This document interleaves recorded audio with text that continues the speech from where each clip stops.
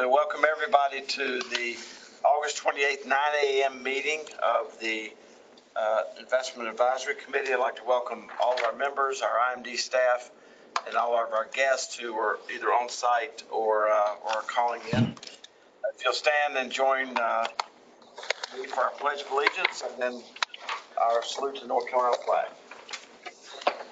I pledge allegiance to the flag to the flag of the United States of America, and to the republic for which it stands, one nation, under God, indivisible, liberty and justice for all.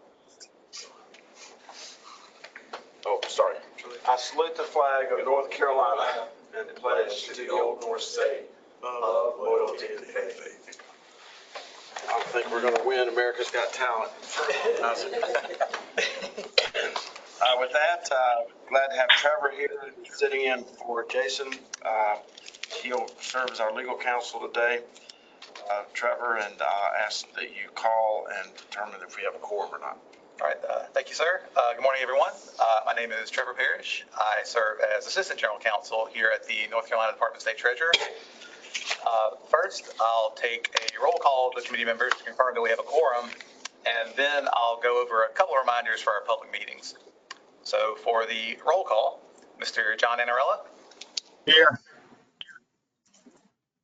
Mr. Lance Brewer. Here. Good morning. Good morning. Mr. Loris Copley. Here. Mr. Michael Mevin. Here. Mr. Greg Patterson. Here. And Treasurer Folwell. Here. All right. We have a quorum. Some quick reminders for our public meetings. For those who have called in, please remember to press the mute button on your phone when you're not speaking. Please state your name when making or seconding a motion. If you need to leave the meeting, please speak up to let us all know, and if you rejoin, please identify yourself. For anything that this committee votes on, the votes will all be by roll call. We'll deem the members who make the motion and second it as voting yes.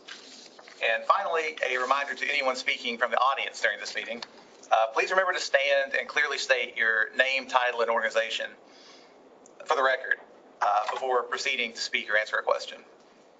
Today's meeting agenda is posted for public availability on the Department of State Treasurer's website, www.nctreasurer.com, at the Investment Management Division page. If we lose the phone line connection altogether, the meeting will be deemed to be in recess, and we will put a notice on the nctreasurer.com website homepage when we have information about a time to resume the meeting. Are there any questions about these procedures? Okay, thank you. At this time, I'll turn the meeting back to the chair for approval of the last meeting's minutes.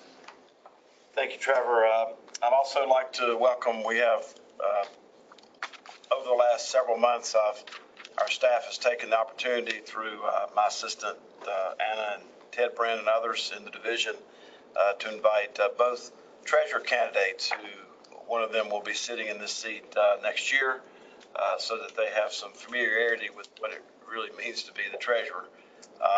It's not something you're called, it's something you actually have to do.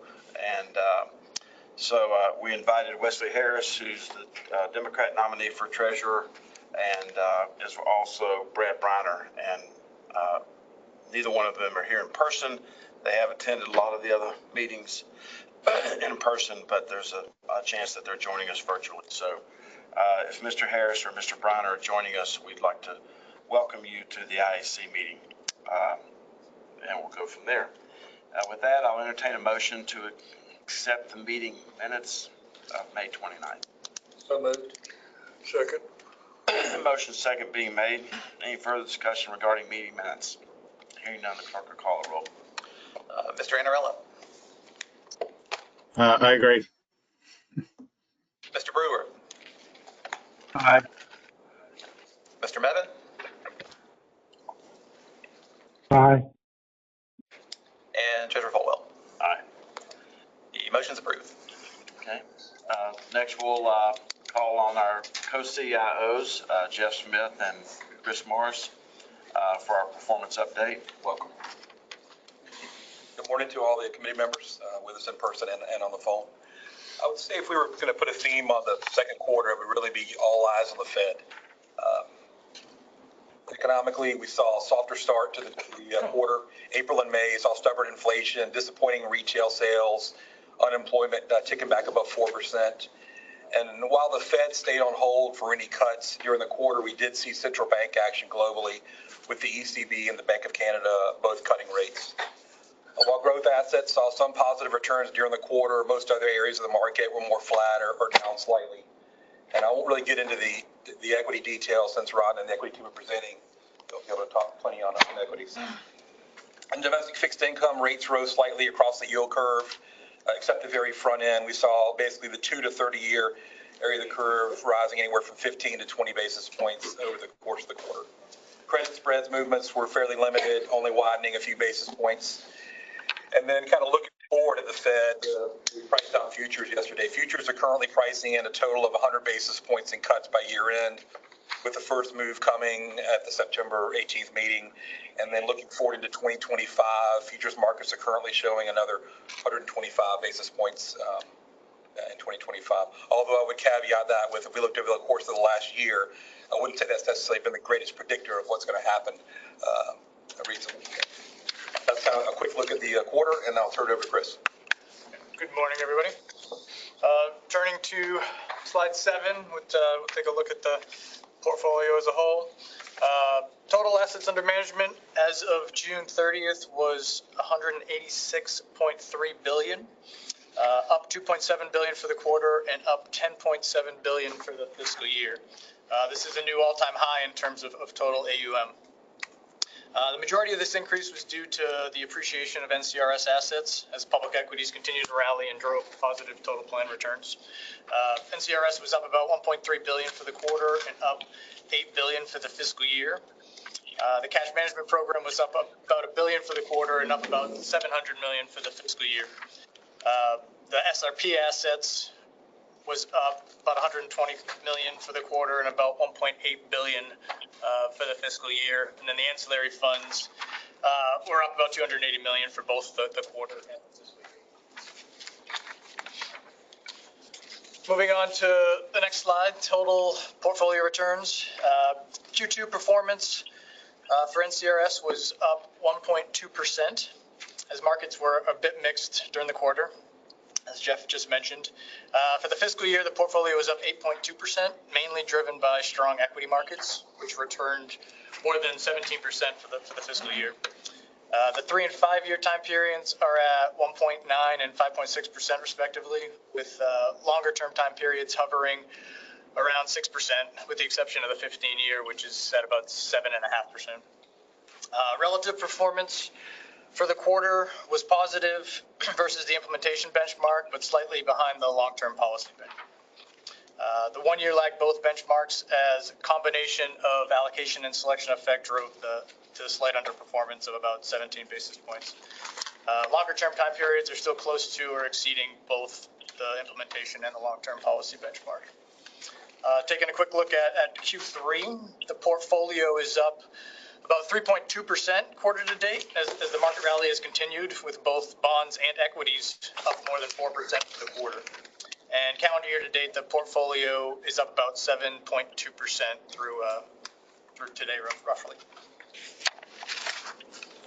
There's no questions on that. I'll move on to the asset allocation. As of June 30, the portfolio was at $123 billion, up from $121.7 at the end of Q1. The growth underweight decreased this quarter from about 2.6% to 1.9%, as growth assets outperformed the other portfolios. Public equity is overweight by about 2%, while private equity, non-core real estate, and opportunistic fixed income continue to be underweight their long-term targets. Rates and liquidity continues to remain overweight, although that overweight has decreased from about 2.8% to 2.2% during the quarter, with all of the overweight driven by the pension cash allocation. The inflation-sensitive and diversifiers portfolio is a little over 1% under target, with all of that underweight due to the inflation-sensitive portfolio, and core real estate being right on top of their target of 5%. And then multi-strategy continues its modest 1% overweight to its long-term target. Moving to the next slide, a more recent snapshot of our asset allocation. As I mentioned, the portfolio is up about 3% quarter to date, so the portfolio has appreciated a decent amount since then. As of August 16th, about a week and a half ago, the portfolio was at about 125.5 billion. It's slightly more than that now, as markets continued to rally last week. So we're north of 126 billion now, which is an all-time high for NCRS. So, the previous all-time high prior to really the end of last quarter was the end of 2021, before the struggles of 2022. So we finally got back to the previous high water mark, and obviously that's with all of the benefit payments leaving annually as well of, probably more than 4 billion in the last 2.5 years or so. In terms of allocation, no major changes since quarter end. Portfolio is slightly more underweight growth and more overweight rates and liquidity due mainly to market movements. Any questions there? Just out of curiosity, what is the plan earning on its cash these days? Earning on cash? Yeah. It's roughly 5%. Okay. I think the STIP portfolio is a little less than that. Some of our other money market funds that are shorter duration are over 5. So. Right. Thank you. Moving on to the next slide, slide 11. This is a new slide we added this quarter. The slide just provides a different view of how the portfolio is structured and kind of the hierarchy of the portfolio. It's kind of a starburst chart where it shows kind of the blue is the growth assets, the yellow is the rates and liquidity, green is inflation sensitive and diversifiers, and orange is the multi-strategy portfolio. And then the table on the left shows the number of managers and the active funds per asset class. And by active, we don't mean active versus passive. I was going through this earlier and I figured we should probably clarify that. It's just active versus inactive, because we have a lot of funds that are in liquidation mode that have some small amount of assets in it, but they're not actively managed. So just to clarify that, it's not active versus passive. It's any fund that's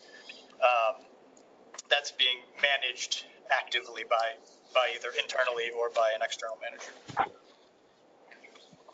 Like I said, I think this slide just really kind of shows the complexity of the portfolio's hierarchy with the plan's 280 so individual mandates.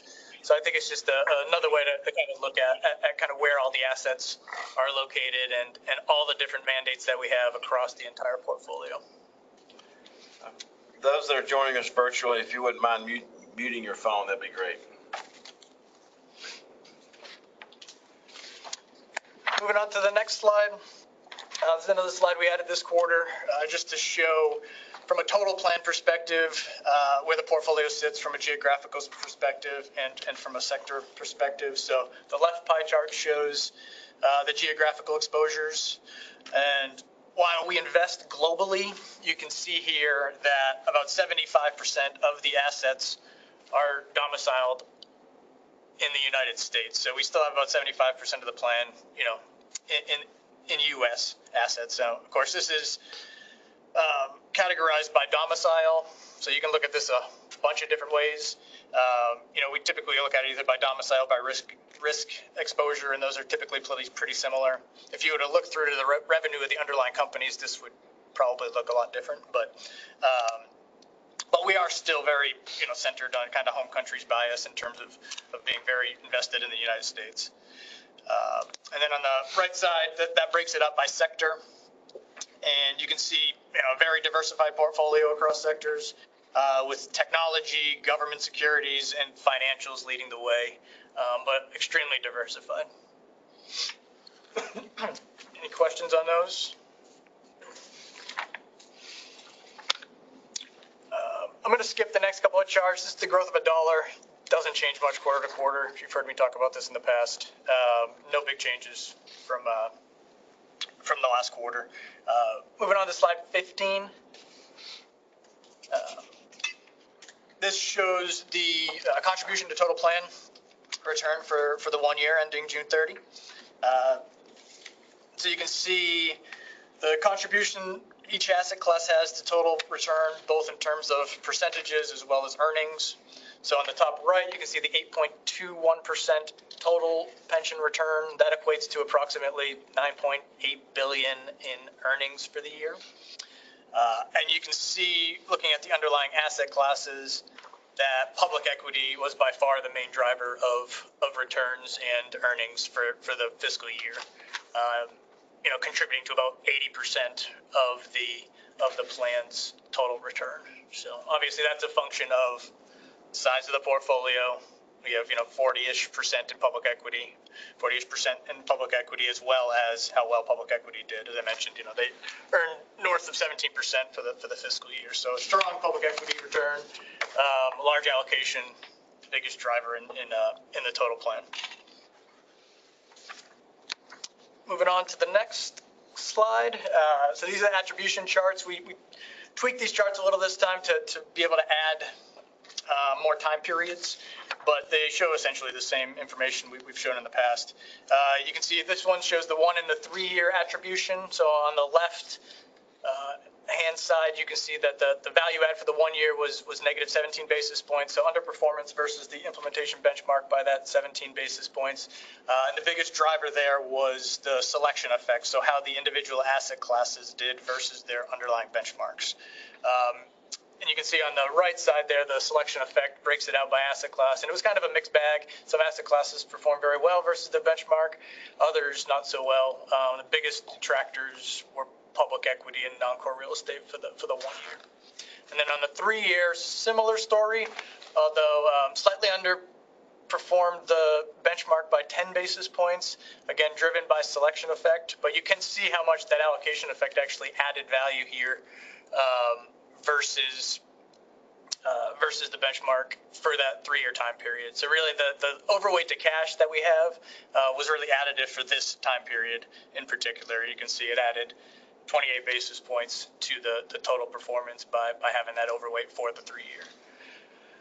Now looking at the next slide, the 5 and 10 year, kind of a different story here where, for the 5-year, slightly underperformed by 29 basis points.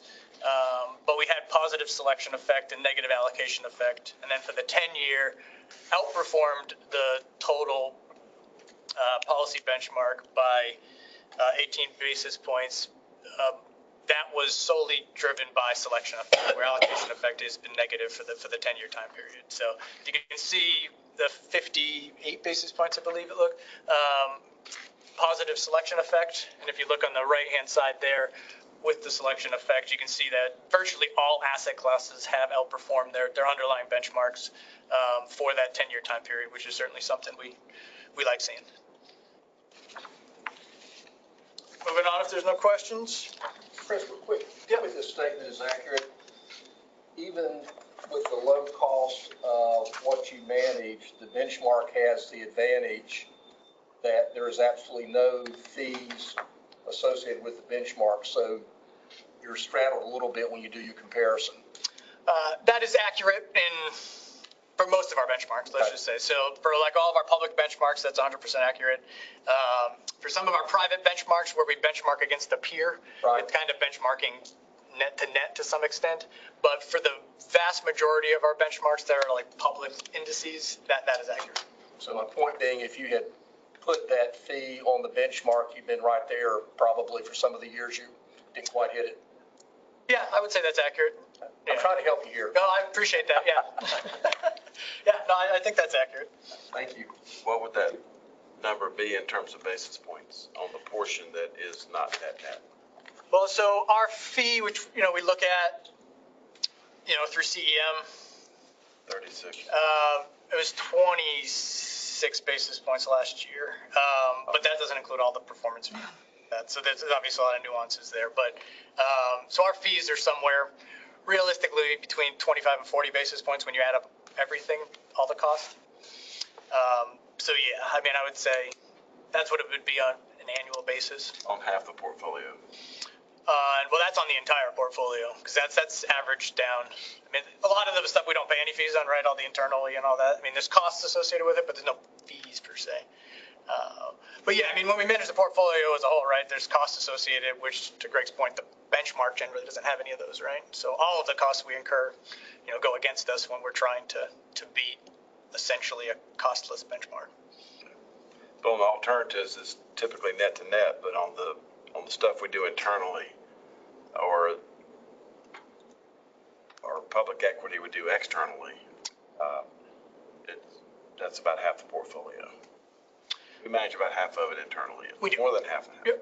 Yeah, we're in about, I think it's about 54% we manage internally now. But again, there's still costs associated with that. I mean, all the administrative costs that we have, it's a lot lower than paying an external manager. Right.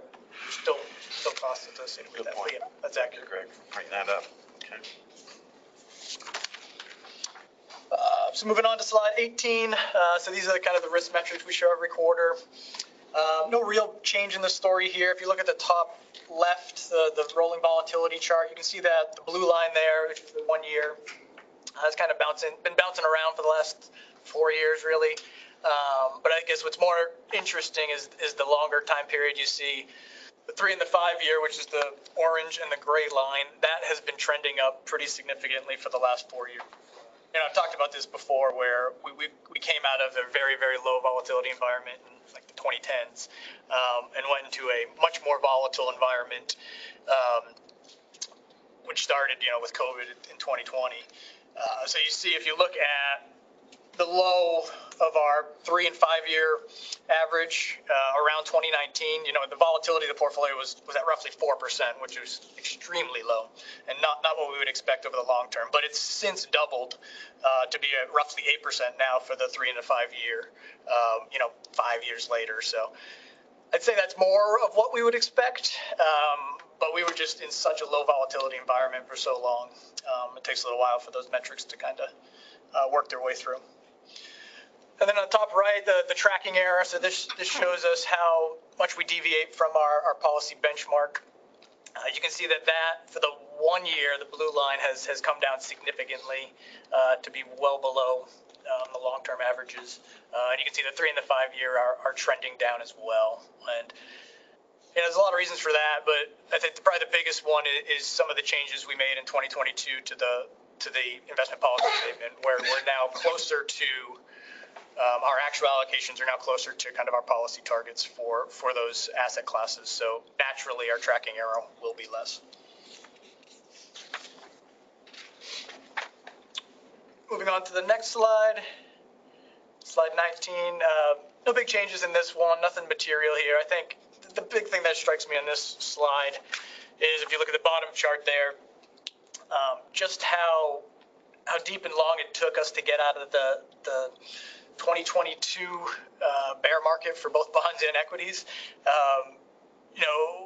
We look at like what happened during COVID and how deep that was, how the market sold off so quickly, but they also rebounded extremely quickly. So if you look at the 2020 there, you can see that V is pretty sharp, whereas in 2022, that whole year was pretty painful for both bonds and equities, and it took us until fairly recently to dig out of that hole completely. As I mentioned before, the previous high water mark for market value was at the end of 21, and we just hit that now. Now, of course, from a return perspective, we hit that a little bit earlier because of the fact that we pay benefit payments out of the portfolio every month. But it did take quite a long time to kind of dig out of that 2022 hole.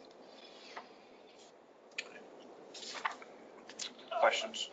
Moving on to the next slide, if there's no questions. So this is the universe comparison that we show every quarter. For the 1 year, the portfolio, like I said, returned 8.2% or 8.5%-ish from a gross perspective.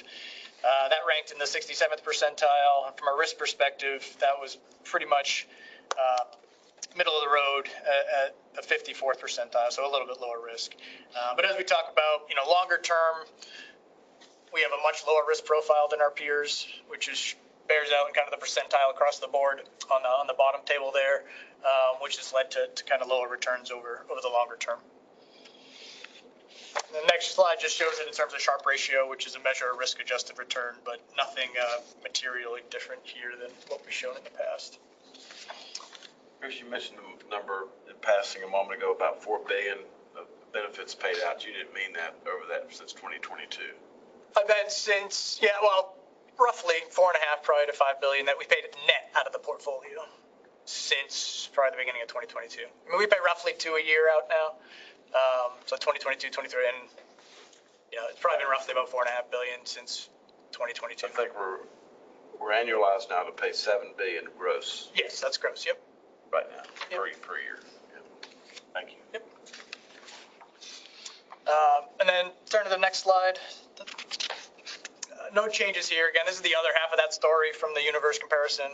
Lower risk profile, more conservative.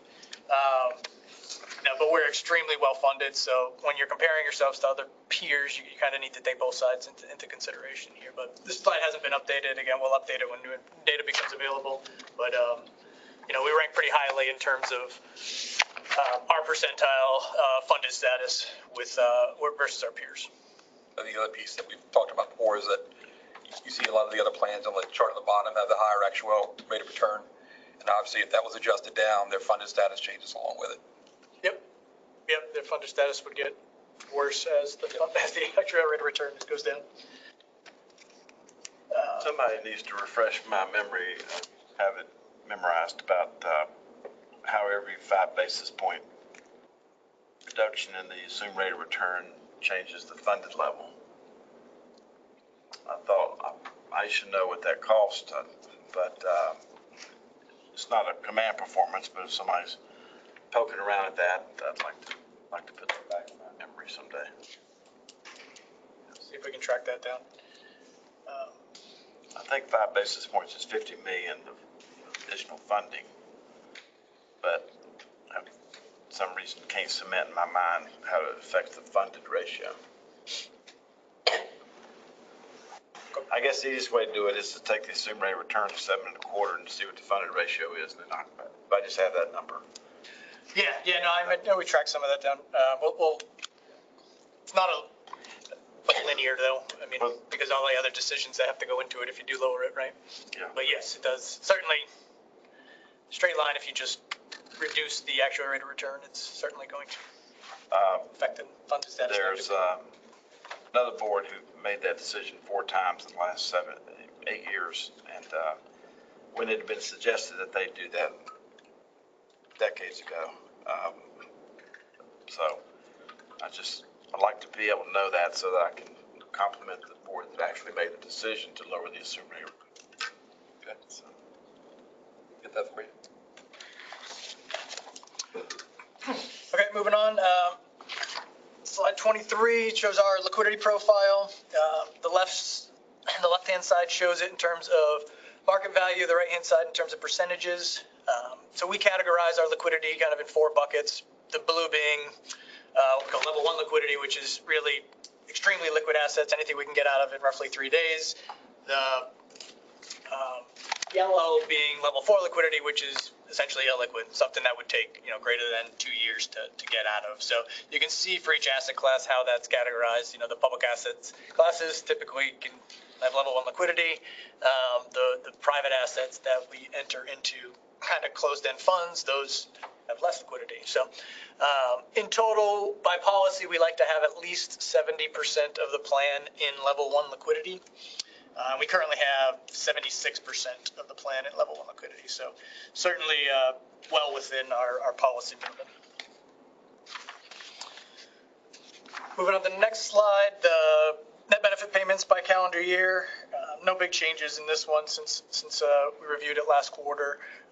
The net benefit payment coming out of the portfolio been trending down. We would expect that to change at some point. A lot of that was due to essentially the ECRIS policy that the board of trustees put in place that essentially pre-funded part of the portfolio. So we are seeing less money net coming out of the portfolio. Obviously, the gross continues to go up pretty substantially year to year, but the net, we have seen less money coming out of the investment portfolio, which is great. It's a great thing. Obviously, it means we keep more money in to invest, so it's going to grow faster. So it's going to benefit the plan greatly over the long term if that policy remains intact. Moving on to slide 25. So this is our alternatives liquidity profile. So slight change here where if you look at the top right there, it shows the amount that we've paid out in contributions to the managers, the amount that we've gotten back from managers in distributions, and for the first time in quite some time, we have a negative cash flow for the 1 year. I mean, it's pretty neutral. It was negative 37 million, but that is the first time it's turned negative in a number of years. So we'll continue to monitor that. But from a liquidity perspective, certainly we don't see any issues with us being cash flow neutral from an alternatives perspective. And for those listening on the phone who may not be as familiar with that, what you just said as you are, just give a little more color on that, please. About the, we don't have liquidity concerns, but as far as the inflow, outflow. In terms of alternatives? Yeah.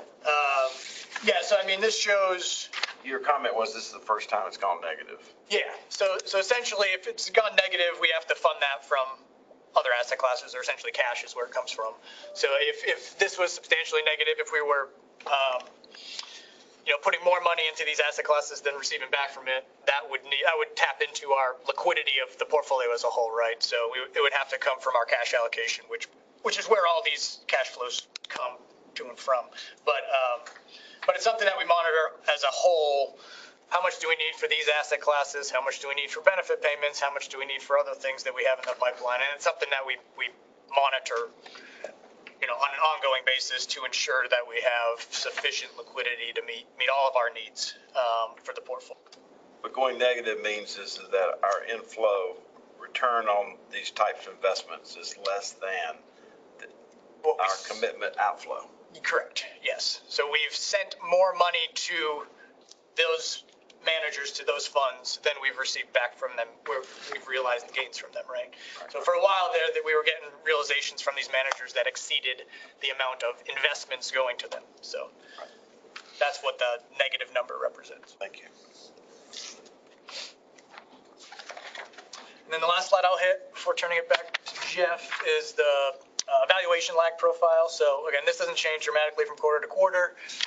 This shows how each one of our assets is valued. Again, all the public markets are generally valued daily. More of our closed-end structures or some of our other type of legal structures are valued monthly or valued quarterly. So you can see that about 75% of the portfolio is valued daily, with another 9% valued on a monthly basis, and then about 15% of the portfolio valued quarterly, usually on at least a 45-day lag. But this is pretty consistent with where we've been for a while. If no questions on that, I'll pass it back to Jeff to. I'll take us on the last few slides here. So turn into 27, which is the net of fees performance, kind of longer term, getting away from the quarter and really into more 1 year and longer time periods. Looking at the fiscal year, the 1 year number column, really the standouts there performance-wise were public equity and opportunistic fixed income, both returning double-digit returns. And then the weak spot we talked about, really the challenges in the real estate market, both areas of real estate struggling. But a longer term, when you get into the 5, 10, 15, 20 years, actually the two groups that are presenting today, public equity and private equity, really the standouts on a longer term basis when we look at 5, 10, 15, and 20 years. Turn into slide 28. Really on the observations here, I would say is, if we look at the last two columns of 23 and what represents the first half of 24, we really see a consistent relationship for the last year and a half, and strong public equity up top in the dark blue, opportunistic fixed in kind of the light blue-gray there color, and multi-strat doing well. And then on the weaker end of things, we see private equity and real estate assets down there. Turn into slide 29, our new incremental and unfunded commitments. On the left-hand side, since our last IAC meeting, we had two items to show on here, one in public equity and one in private equity. Since then, in June and August, representing 75 and 150 million there. And then on the right, in the asset classes, if we break it down, if we took a look at, we see 6.7 billion there currently unfunded, and taking a look at where we were the last time we met, that number was 6.9, so we're down slightly on the unfunded commitments number. And that's shown a little graphically here on slide 30. Take a look over the timeline. There's the 6.7 number, kind of down a little bit from where we were in the past, and then 5.51 is where it represents as a total of the fund, and that number was 5.69 last time we sat down. So fairly low number there on that outstanding. And for the treasurer candidates who may be joining us, I wanted to leave this chart better shape than I found it. So the unfunded commitments have fallen from 13.11% to, when you inherit this seat, to less than 6%. So A manageable level. yeah, manageable, and we're not going to put our foot on the gas as we go into the rest of this year. So that's for building leases or commitments, anything in between those two things. Nothing really to show on 31. We can't get past that. That's just the allocation history. It doesn't really change much that quickly. And then on slide 32, exited investments, nothing to show there since the last quarter. And then finally, we'll wrap up on slide 33, which is just our top 20 investment managers. And no change on the names here, except I think the last number 20 kind of bounces around quarter to quarter. I think it was Franklin Templeton last time we sat down, and now it's Marathon on there as well. And pretty consistent level on the internal part. And you can see a total of 54.3% is what we manage internally between fixed income and equities. And for those joining us here or remotely, 18 Campbell Group, that's our timber portfolio manager, and they manage about 78 to 80% of our timber portfolio. So Campbell Group manages the timber portfolio. So with that, we'll be willing to entertain any questions anyone has. Any questions? This is John Anarella. Just curious, what style of manager is the Bailey Gifford? Growth. If you want to identify, Rhonda. Oh, hi, this is Rhonda Smith, Director of Public Equity. Bailey Gifford is one of our international growth managers.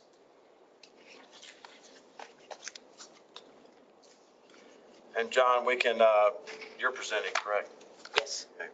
We'll put a little more color on that question when public equity comes up in just a moment. Okay, thank you. Thank you. Other questions? Okay. Thank you all. Thank you. Jeff, thank you very much.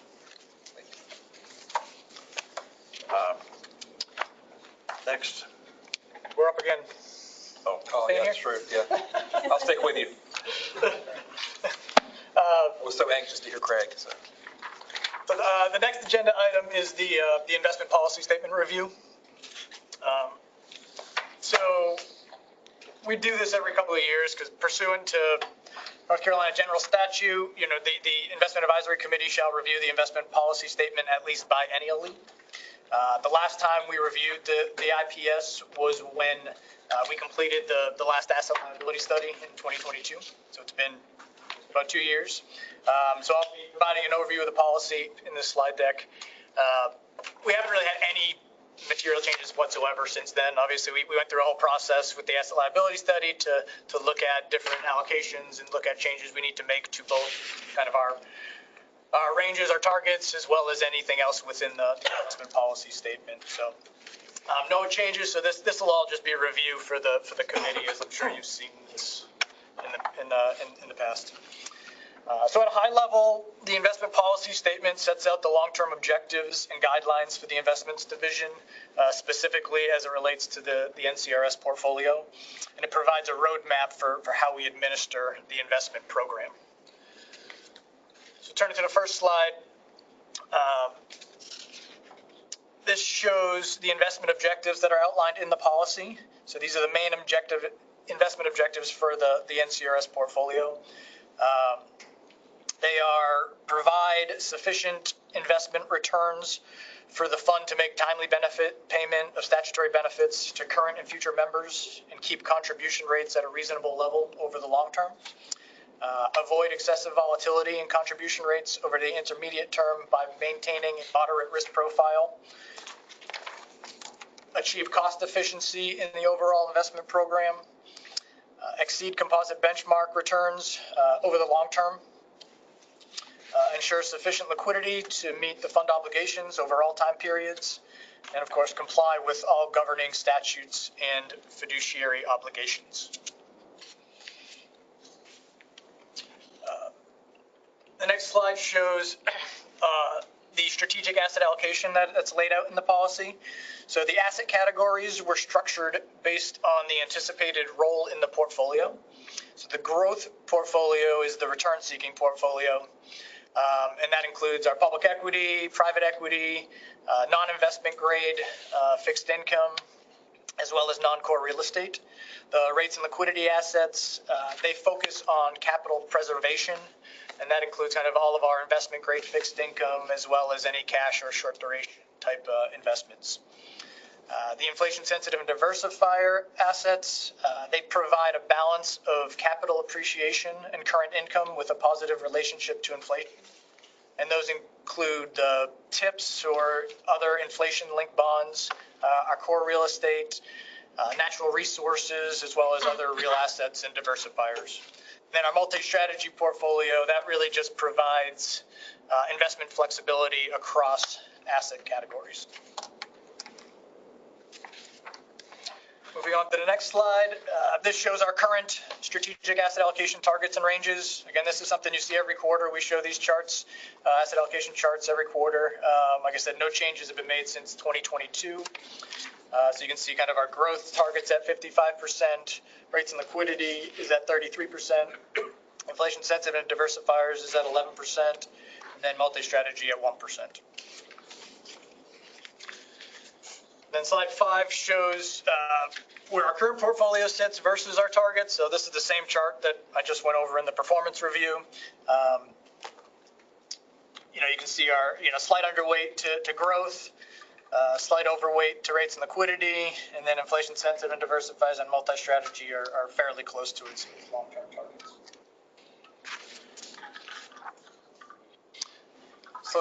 So the next slide, slide 6. So this, we put this in the investment policy statement. This is the projected ranges of investment returns per our 2022 asset liability study. So you can see the expected return as of 2022 for the next 10 years was 5.7% and 6.3% for the next 30 years. And then in the table on the right side there, you can see the probability that the portfolio will meet or exceed the 6.5% actuarial rate of return. So you get about a 40% probability for the 10-year, and then a 46% probability for the 30-year. So this is everything that we went through with the last asset liability study. These numbers were all in that conversation, and we also put them in our investment policy statement. So obviously, the next time we do an asset liability study, we'll refresh all of this. We typically do those every 3 to 5 years, so that'll be coming up in the next year or so. It may be something with the administrative change the new treasurer may want to do early on. So we'll be having those conversations when appropriate. But obviously the last one was when? 2022. So 2025 will be 3 years, and it's typically 3 to 5. So obviously the interest rate environment has changed pretty significantly since 2022. So if you look at the next slide, we've updated these expected returns using more recent capital market assumptions. So this chart shows for each asset class and for the total plan, the updates from the 2022 asset liability study to what we had in 23, and then what we most recently refreshed in 2024. So obviously, 2 years later, post the asset liability study, interest rates came up significantly. Our expected returns also increased pretty significantly. So you can see on the right-hand side there under the total plan, the 10-year expected return for the pension fund has moved from that 5.7% to 7.1% with these changes in capital market assumptions. Now, of course, these improved returns came with pressure on both the equity and bond markets in 2022, where we had a negative 10.4% return for that year. Performance rebounded in 23. We had a 10.2% return in 23, but that still leaves the plan with a close to flat return for 2022 and 2023 combined. So you're going to need that extra return from that 5.7 to 7.1 just to make up for the flat return we had the previous 2 years. So essentially, if we realize the expected return of that 7.1%, which looks great, if we realize that for the next 8 years, we'll be close to that 5.7% 10-year return projected in 2022, if that makes sense. So even though the return looks great going forward, it was painful to get there is the bottom line. So we do like seeing those expected returns, higher than our actual rate of return. That's certainly something that we want, certainly something that we hope that we can get, but it was pretty painful to get there.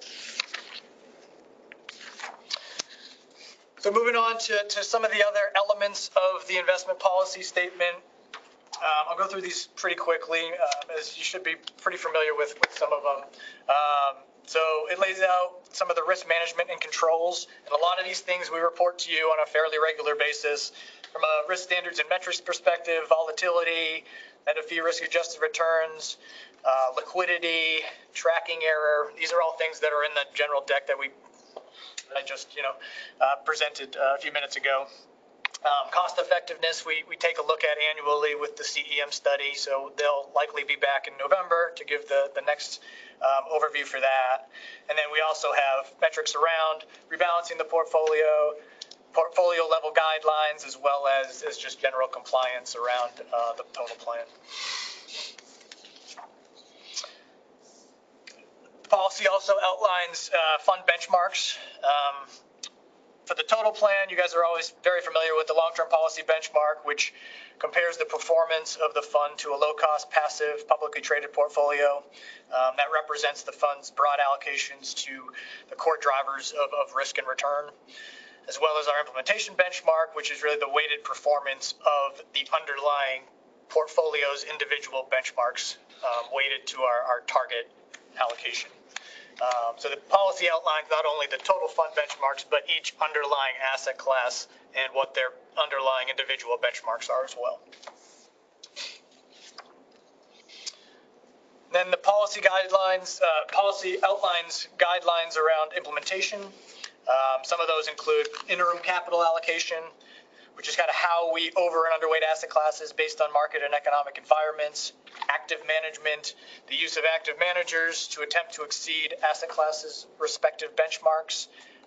Internal and external management, how much do we use internal trading teams versus how much do we hire external investment managers. And then the selection and monitoring of investment managers. So we have two separate policies in addition to the investment policy statement, which go into depth on those two items. We have our external investment manager and vehicle selection policy, which outlines just that, how we select investment managers, how we select specific investment vehicles, and the process that goes through that to do that. And then our investment manager and vehicle monitoring policy. So once we have the manager, once we have the investment mandate, how do we go about the ongoing oversight of those managers and the processes around that. And then just some of the other things that the policy details, some other general portfolio guidelines. I won't go through all of these. You can read them here. Happy to answer any questions. Things like diversification across geography, diversification across sectors, concentration around investment firms, investment strategies, and funds. Those type of things are outlined as well in the policy. And then finally, the last thing I'll mention, the policy outlines compliance with statute. So we obviously have to comply with statute with regards to these investments. And the way our statute is designed is that there's specific minimums or maximums around certain asset classes. So you can see that laid out here in the table. You can see the specific statute, the specific asset class that it equates to, and then the constraint with that asset class, and then our current weighting for those assets as of 6/30. And then we are compliant with all of those.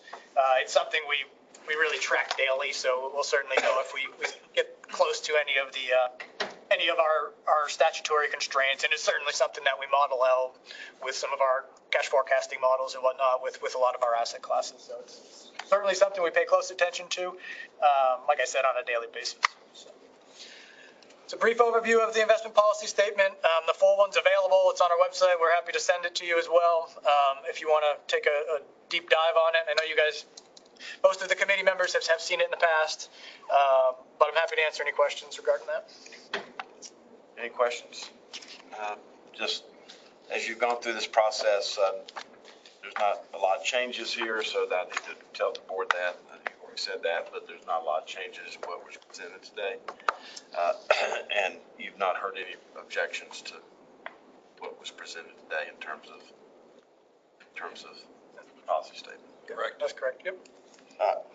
Members, as we went through this, I want to remind you that we submitted, as required by statute, a stress test to the General Assembly. We're required to do a stress test of this portfolio every so many years. It's the same kind of stress test that Loris and I go through occasionally, where, you know, they put the plan under stress and look at what the plan would look like in terms of its funded level and its employer annual required contributions if we had periods of very low earnings. So when you see this stress test and you see the funded levels of this plan, just keep in mind it's because it's under stress. You're at 165 beats a minute and on a treadmill and you're doing it for 15 minutes. That's what this stress test represents. So just wanted to point that out to you as you're poking around. Lastly, on this topic, before we go to our next presentation, it's funny the things you come across when you're cleaning up your office or cleaning out your office. This was the proposed experience study assumptions from 2015. And it showed that the funded, this plan would be 100% funded in 10 years based on a 6% rate of return. And we've heard constantly from Jeff about historically low earnings on interest-bearing investments for a very long period of time. We've just heard that it has now taken us since we're now peaking from the drawdowns of 2022. So even something that was written in 2015, it's important to realize that all this stuff connects. IEC, employer contributions, the General Assembly fully funded plan, ECRISP, local governments, all that really matters. And if you look at the chart that's in your book, the 10-year, it's probably a year lag in this based on this versus that, but our 10-year rate of return was 5.55. That exceeded the implementation benchmark, and it also exceeded the long-term policy benchmark. But it's not 6.5, and it's not 7.25, which is was it was back here. So just wanted to kind of point all that out to you, that of how all this stuff connects. And it's difficult, maybe the word's dangerous, to have like unilateral conversations about these things. None of this is in a silo.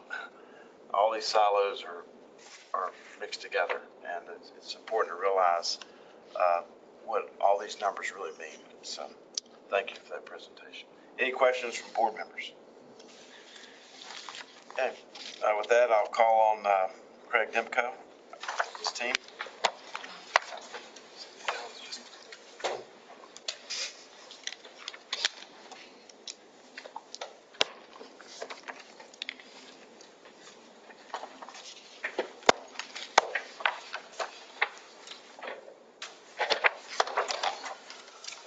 Good morning, everybody. For those of you on the phone, Craig Demko, Director of Private Equity. And with me are Brian Bolgar, the Portfolio Manager, and Sean Braswell, the analyst on the team. So private equity, Matt, if you can drive, next page. This first page just shows you our statutory allocation, and we are in compliance as fixed. Private equity plus multi-strat is slightly over 7%, and that's below the legislative cap of 8 3/4. Private equity on its own is almost 5%, below our policy target of 7% currently. Next page. And I'll be talking about our composition for the three strategies that we mainly focus on: buyout, 37.6%, special situations at 39.2%, and growth and venture at 23.2%. To note, the reason why special situations is soaring the higher end of our max policy range is it houses our co-investment vehicle, which Brian will get into in later slides. So kind of to point out on here, remember, we have exposure to fund of funds. That's been declining. We are a fund of funds ourselves. So what we go is look at the exposures of those funds and dissect it, placing it into those other buckets. Of note, as of March, the co-investment portfolio was 45% of special situations, as Sean had highlighted, a very large allocation to it, and it's 18% overall of our private equity bucket. We're going to visit our policy statement to create an all new line item just to capture our exposure to co-investments. I see that being a go-forward part of our strategy. As Brian's going to highlight, it's actually performed very well for us over the last few years. Next page. So as you see, we're very well diversified, with most of our exposure coming from information technology, which is 26.4%, which is still in line with the S&P, which is at 32.9%. As well as geographical, we're mainly focused in North America, with also some exposure in Europe and Asia. Asia mainly being a co-investment. And then the other, that 1.6 is from fund of funds with exposure to Latin America, Australia, and New Zealand. If we look at this over the last few years, there's really not any significant changes from a geographic standpoint. We've always been predominantly North America. It's come down a little bit since last year, and Europe has gone up. But interestingly, Asia has declined. In terms of the industries, another one that kind of jumps off the page a little bit is, apart from IT, is industrials. The S&P figures 7.7% versus our figure, more than double that. Not concerning. We actually have a large co-investment that has performed exceptionally well, that makes up a good portion of that differential. In an area where we've seen some good performance, and at some point in time that will be realized and it will lower that figure, but nothing to be concerned about. Next slide. So how's the portfolio doing? Just to run through these numbers, since inception, we have had 157 fund commitments. Of that, capital has been called of almost $12.3 billion, and distributions have been made from that portfolio of over $14 billion. That means for every dollar that we've invested in private equity, we've gotten $1.14 back. That is that DPI number. We still have a residual value of over $6 billion, 6.2 almost, and that would, adding that back into the distributions and then dividing it by the called capital, we would have a TVPI, a total value to paid in, of 1.65. That would mean the total value would be over $20 billion. So it's done well since the beginning of inception. The gain, $7.9 billion, and the IRR since inception is about 10%. That's nothing to write home about. We've highlighted this before. It's a tale of two cities. For the vintages of the earlier years, before 2010, we had a heavy reliance on two things. Well, one, on fund of funds. And fund of funds historically don't perform as well because there are two layers of fees. There was overuse of that in the portfolio, as well as we were impacted by a fairly large secondary to those earlier vintages. We became out of compliance during the GFC. and the decision was made that we were going to take on a large secondary to bring us back within compliance. So that had a pretty dramatic effect on the earlier performance, and the IRR of those years was 7.3%. Fast forward to I want to add that this issue of the great financial crisis and out of compliance, a lot of funds the size of ours during the great financial crisis, they blew their stuff out at sometimes pennies on the dollar. But we were not a forced seller because of the amount of liquidity we have to just keep us in the check delivery business. So I applaud the previous treasurer. I was not here when that occurred, and the team for not just blowing things out at pennies on the dollar, because we had the ability and stand in the box with these investments. I'd say with what we did do, we kind of reset the bar for prices being paid on things as well. The discount, that it was still a discount. However, start to finish, we made money on those transactions as they were realized. We held on to them. What's that? Because we held on to them, generally speaking. No, we sold those. We did take on the secondary. But what we sold, if you would look at it and say instead of returning a 10% IRR, it was more like a 2% IRR on that piece. Maybe everything I said didn't make Just sense. so we're clear, you're talking about the sale that we did prior. Prior, correct. Yeah, and I think the treasurer's touching on what flexibility we got. Oh, yes. We've had to do since then. Yes, it was spelled out in the legislation because it was a gray area. So new language was added to say if we're out of compliance for market movements, meaning we breached our maximum our legislative ceiling, we do not have to take action and sell our house at the bottom of the market just because. Right. Okay. Sorry. Yeah, no, you're fine. Just wanted to know that was Jeff Smith speaking from the audience. Okay, yes, thanks. But then we look at 2010, the present, and we could see a very different world. Obviously, the markets from 2010 on we've been in a big bull market. So the performances reflected that to a large extent. IRR of 15.2% almost. Next page, Matt. So we look at something called the public market equivalent to really see how did we do versus the public markets. Yes, we had a nice IRR in those later vintages versus earlier, but we were also in a big bull market, as I stated. So we look at something called the Kaplan and Shore public market equivalent ratio. See, like, how did we really do? There's a little bit of an issue with that from recent years. You've all heard of the Magnificent Seven, those 7 names listed there. The index exposure to the S&P 500 is about a 30% weighting, and for the Russell 3000, a 25% weighting.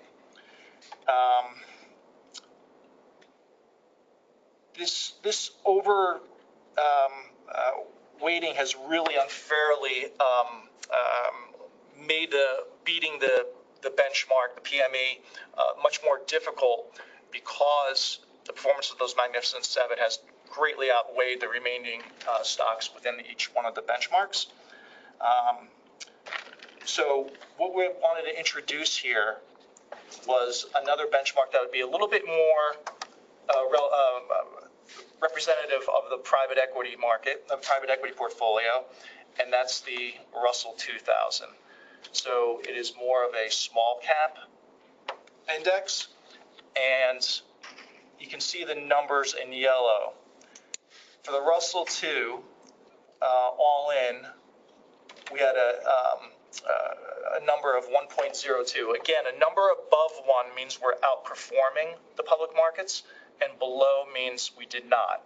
You can see in pre-2010, that was below 1 at 0.91. And 2010 forward, 1.21.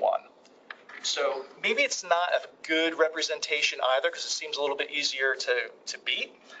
However, I think looking at, say, the Russell 3 or the S&P 500, is much more not representative of our investment landscape. So it still shows you somewhat of what we have seen in the larger cap indices. Pre-2010 is not as strong as the post-2010, but the outperformance for the Russell 2 seems to be that much greater. It's directional. It doesn't say everything, but at least we're looking at something that's a little bit more representative. Did I explain that clearly? I kind of rambled a little bit. A little confusing. So is it accurate to say that Russell 2000, 2010 plus, we exceeded that index by 21%? So the way that's calculated is it's a substitute for whatever dollar you put into the public markets, when it comes out, or what the value is equivalent to 1. Okay. That same dollar that would go into the private markets in our portfolio, when it came out, it was worth 1.21. Okay. So it's like a 21% overage of whatever you did before. It's not compounded or anything, but it's kind of like a straight line. Got it. You could also say you would have to invest $1.20 in the public market for every dollar you invest in private equity to get an equivalent return. Because there's a couple of different methodologies for PME, but that's a way to look at it also. I bet Rhonda could do that. You can ask her.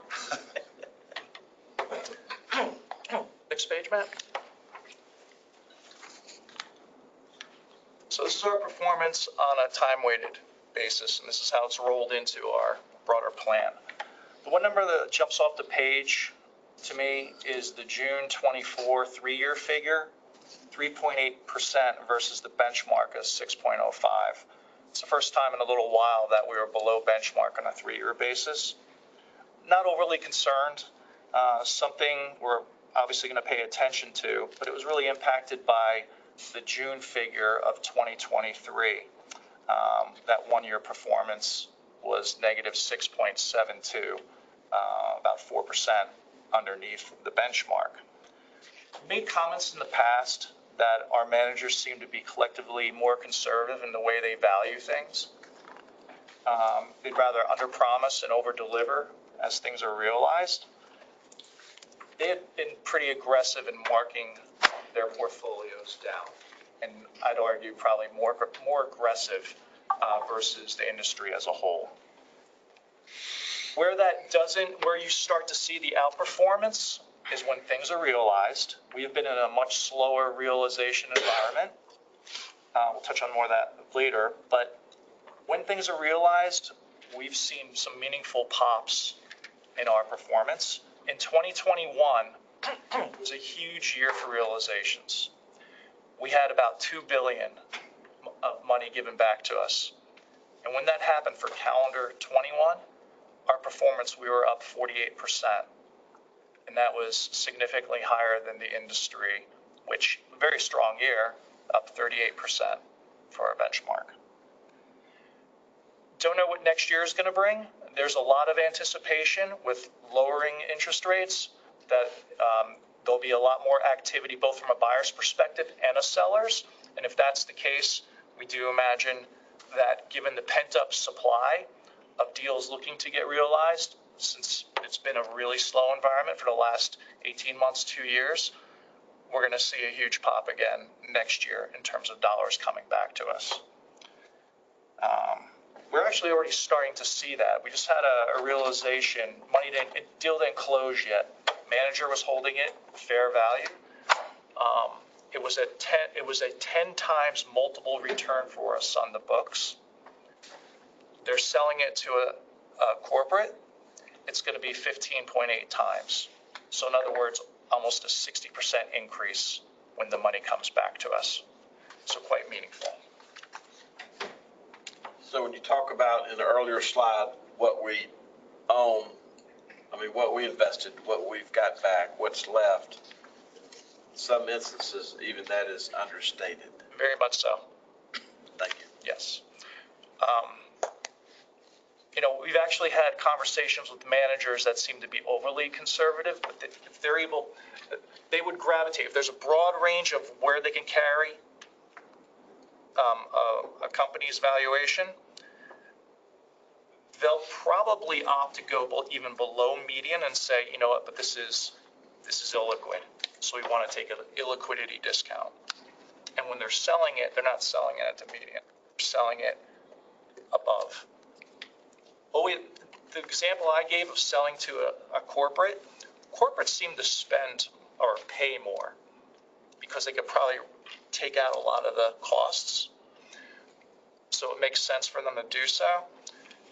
I'd like to see more corporate exits. The least exits I like to see is in the public markets because you're going to have volatility until they get out of it. But we're seeing a lot of sponsor to sponsor too for what deals are getting done, meaning one private equity manager is selling to another. We'll see what the future holds. But the anticipation is, again, markets seem to be strong, right? And lower interest rates, activity should pick up. And we'll have an unknown removed from us in the not so distant future, and that will be the political landscape. Probably the wild cards that are out there that could create some volatility are going to be the geopolitical situation in the Middle East. Next page. Good morning. I'm going to talk about our co-investment program, and I'll give you a little reminder. So we partnered with Ares Capital Management, which was originally Landmark Partners, to implement and execute our co-investments. And the reason we did this is because it allows us to execute those co-investments in the time frame needed from a commercial perspective. So we source all the co-investments. We diligence them in collaboration with Ares. We have full discretion. And then they execute the legal closing, and then they actually maintain the vehicle for us. And so it's been a really positive relationship. It allows us to be efficient. And so with this program, we have two main goals. One is alpha generation, outperformance, and the other is from a qualitative perspective. So performing diligence and executing on co-investments allows us to deepen our relationships with general partners. It also gives us insights that you don't get from just doing primary commitment diligence. And so the whole goal is by strengthening these relationships, we'll get better allocations to the top performing GPs on primary commitments. And then if we execute the way we believe we can, and we've had this feedback from general partners, we get better allocations on the co-investments. I'll talk about the performance a little bit later. We implemented and invested through two tranches, NCL2 and NCL3. And this replicates and is in the same cycle as Ares primary funds. And that's why we've done it that way. So for NCL2 in the top box, that started in mid-2018. That capital was deployed through mid-2019. We were building momentum, did 6 investments with 6 general partners. That was based mainly off of prior relationships, and then COVID hit. NCL3, that started in the fourth quarter of 2021, and we've built momentum and had consistent pacing in that, and that's still going on right now. And so we made 17 investments across 10 general partners, and the difference is 11 of those investments have come from primary commitments. So we feel like we have the program in place to keep this momentum going, and we're actually in the process of doing the legal closing for NCL4, which will give us dry powder to continue implementing this. When we look at co-investments, we have the opportunity to look at how the GP has sourced the investment, all of their research into what they've done, the diligence, and so our saying is you can't underwrite upside. So we look at the downside characteristics of the deal, and then we look at mainly the base case. The upside case really is that the general partner executes, and that is just icing on the cake for us. And what we've consistently seen is in the deals, general partners tend to be conservative. They want to underpromise and overdeliver. So we see 2.5 times your money and 20 to 25% IRR. Every so often you get lucky, and like Craig said, they might get a 13x, but we don't count on that. And so as we've gone through, the results have supported what we've expected. So if you look at the performance for NCL2 on the far right box at the top, we're at a 2.3 multiple and a 19.9% IRR. So that's right in line with our expectations. And we've had one full realization through that tranche at a 2.2x. And as Craig mentioned, our largest co-investment at $116 million in the industrial space, that's marked at a 2.4x, and we've received 95% of our capital back. So we think there's upside to that number. And then when you look at NCL3, that's a relatively young portfolio. We've had $500 million invested over the last 2 years. Yet all the fundamental performance we've seen and where the marks are being conservative, that's at a 1.3x and 19.7% IRR. So you can see the combined $775 million we've deployed. We've had 19.8% IRR right now. We've actually deployed $907 million as of July. There's 2 investments that aren't included in this. And so, as I mentioned, one of our goals is outperformance and alpha generation. And the real key for us is through primary commitments, a private equity program we believe should generate, say, 200 to 400 basis points outperformance. With co-investments, because of the benefit on the economic side and also our ability to dig in deeper on the deals and hopefully do a better job of selecting from our best GPs, we feel like you can really get 400 to 800 basis points outperformance over the public equity market. And if you look at the Russell 3 over 5 and 3 years, that's been a 14% return and an 8% return. The North Carolina benchmark for 5 years is 10.3%. So we've achieved our goals of having material outperformance. As we mentioned, one of the benefits is from the economic side. By implementing ourselves and not outsourcing it, we actually have fee and carry savings.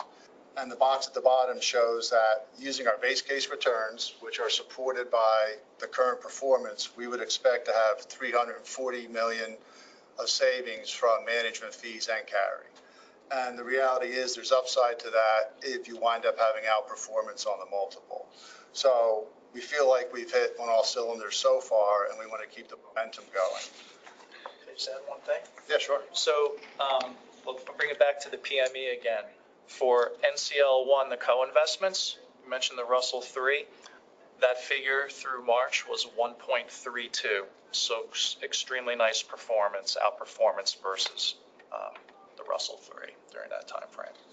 Yep. The next 2 slides goes over some of the attributes and characteristics of the program. So for the vintage year, as mentioned, we started in 2018.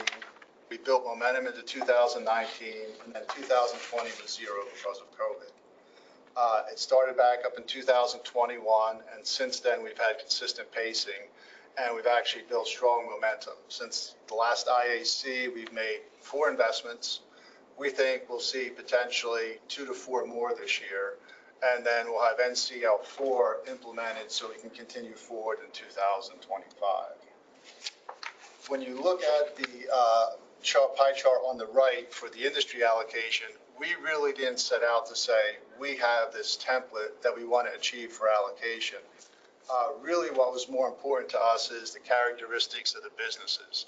So we wanted to partner with really good general partners, doing what they do best, and then looking at companies that were the leaders in their market.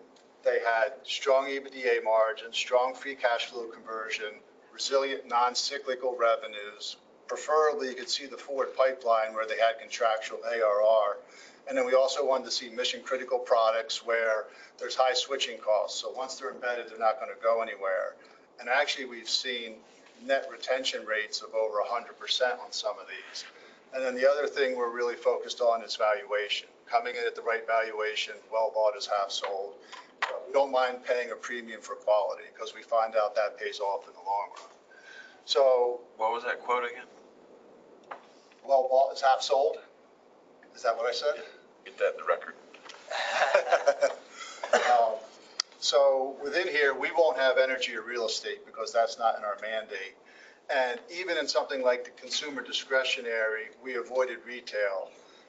Within healthcare and financials, we wanted to make sure we avoided certain things like regulatory risk, interest rate risk, balance sheet risk. In the financials, this is a really good example of our partnership with Ares. We actually were looking at an investment in an insurance distribution company. Ares is the largest non-bank financial lender in the country. They have a whole group dedicated to the insurance industry. So when I was at the annual meeting, I was able to meet with people from that group and the head of their group to discuss this company specifically, the CEO, the dynamics going on. And that gave really strong confirmation of everything that we were thinking in diligence.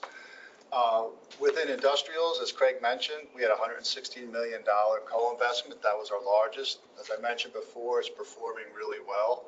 And so that will come down as that's realized.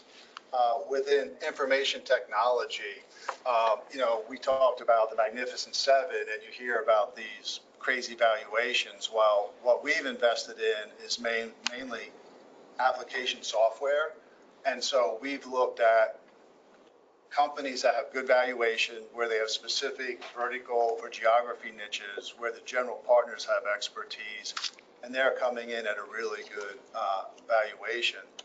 The other interesting aspect is 8 of our investments, the general partner has been involved with through a prior investment. So we actually know, they know the board, they know the management, they've actually been integral in creating the go forward plan for growth. So that's given us incremental confidence.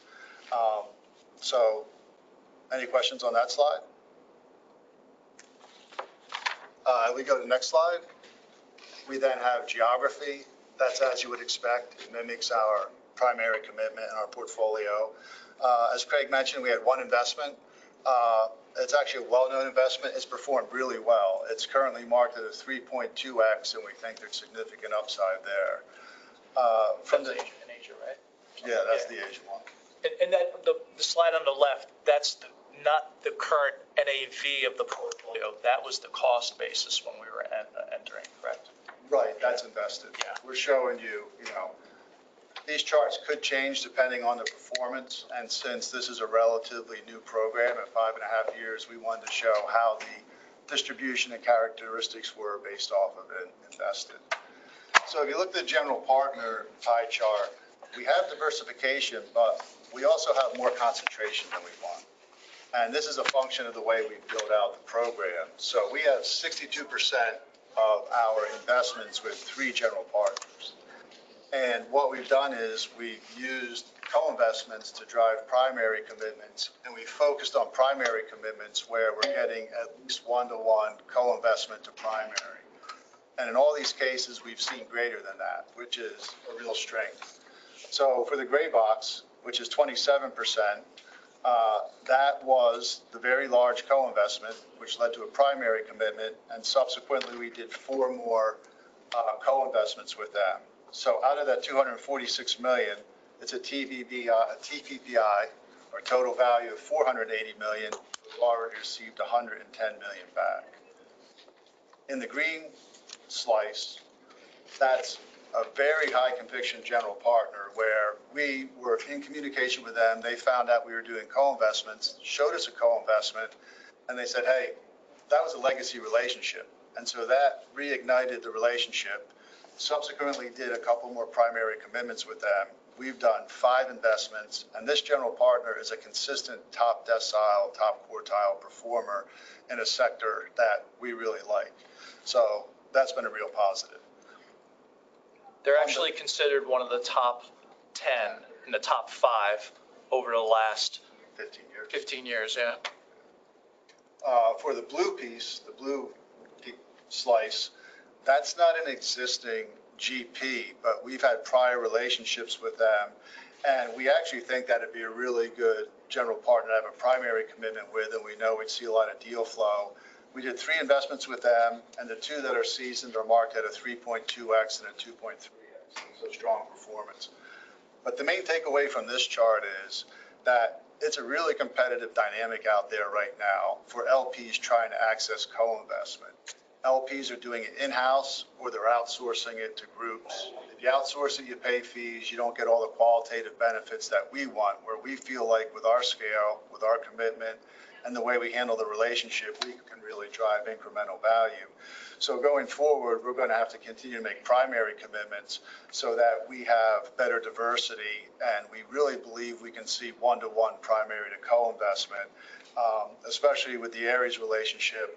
The feedback we get is that we execute as well, if not better, than the other LPs that they deal with. So GPs want to deal with a group where it's value add. And that's pretty much it. We're hoping to keep the momentum going, and we think that this can be a really significant and material part of future investments, potentially a third of whatever we do each year. So we'll revisit the investment policy statement come the new year and see if we make that a go-forward targeted allocation. It's a sub-strategy. And it's been really good. The approval process, it's really just us with the treasurer, and Aries does their thing too. So it's been very efficient. We've been able to move very quickly when the clock was ticking on a lot of these deals. And as a result of that, we've actually, in some high sought after transactions, got a larger allocation than we were originally promised. So it's worked out very well. And for every deal that's been done, there's a number that we didn't do either. So we've been very selective. I think we've been very pleased with what the flow has looked like. There's some deals that are very easy to say no to. And, one, it could be way too early. Two, it could be the geography, or as I mentioned earlier, it could be something where there's risk that we just don't want to take. And so probably we've executed on, I'd say about 15 to 20% of the deals we see. There's some that we wanted to do. However, if you're not an existing LP, they'll charge fees and carry on that. And so we passed on those. Some of those would have been in the industrial area where smaller, better valuation, roll-up stories where there's a lot of potential, multiple expansion on those. But all in all, we're happy with the progress. Any questions? I want to say, because it is in the public domain, about the value of being a sole fiduciary. My opinion of that did not change when I was applying for the job to be the treasurer, and it sure hasn't changed since I've been the treasurer. And I hope it will not change going forward. There are members of this board, IEC, who understand the importance of that, probably no more than Loris, who ran the Winston-Salem system for decades, and it's been my experience that, as was already mentioned, that a lot of these general partners and limited partners, some of these opportunities are shown to us because they know that we have the team together who can analyze it, not just to make a quick decision, but to make a thorough decision. When you're rejecting 80% of the pitches that come across the plate, it's not like you're signing up for swinging at every pitch. So I want to applaud the team for doing that. I also want to applaud our legal staff because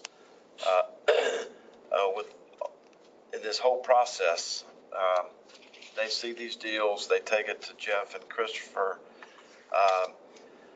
Christopher and Jeff, they scrub it, and then they take it to legal, and then they get on my calendar to discuss it with me. And it's not a proper way to say something, but I can't think of any instance where when you needed me, I was not accessible.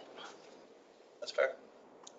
And for legal, especially in the beginning where we have to get NDAs done, they're very responsive, so we can get back and respond to the general partner really quickly.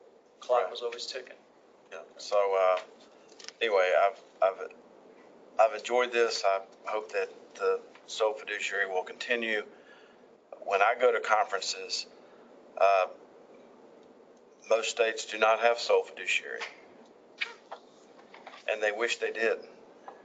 Not for any other reason, but some of the deals they miss out on because they can't pivot as fast as we can. So a round of applause to you, your team, Trevor and Jason, Christopher and Jeff, and for making all this jump up on the table. So thank you very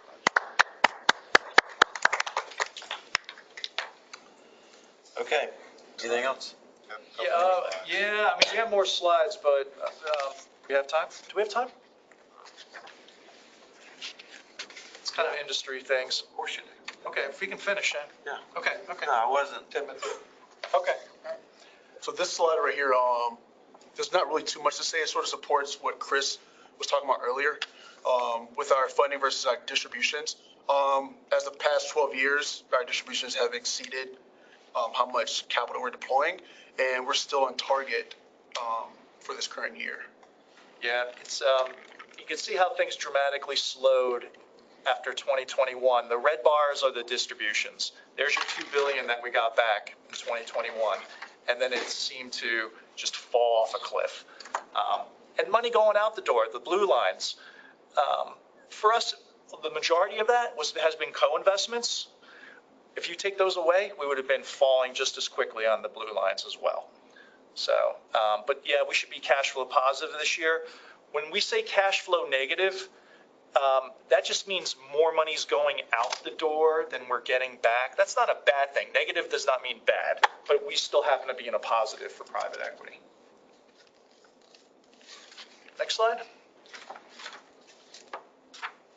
All right, this is more of the market overview.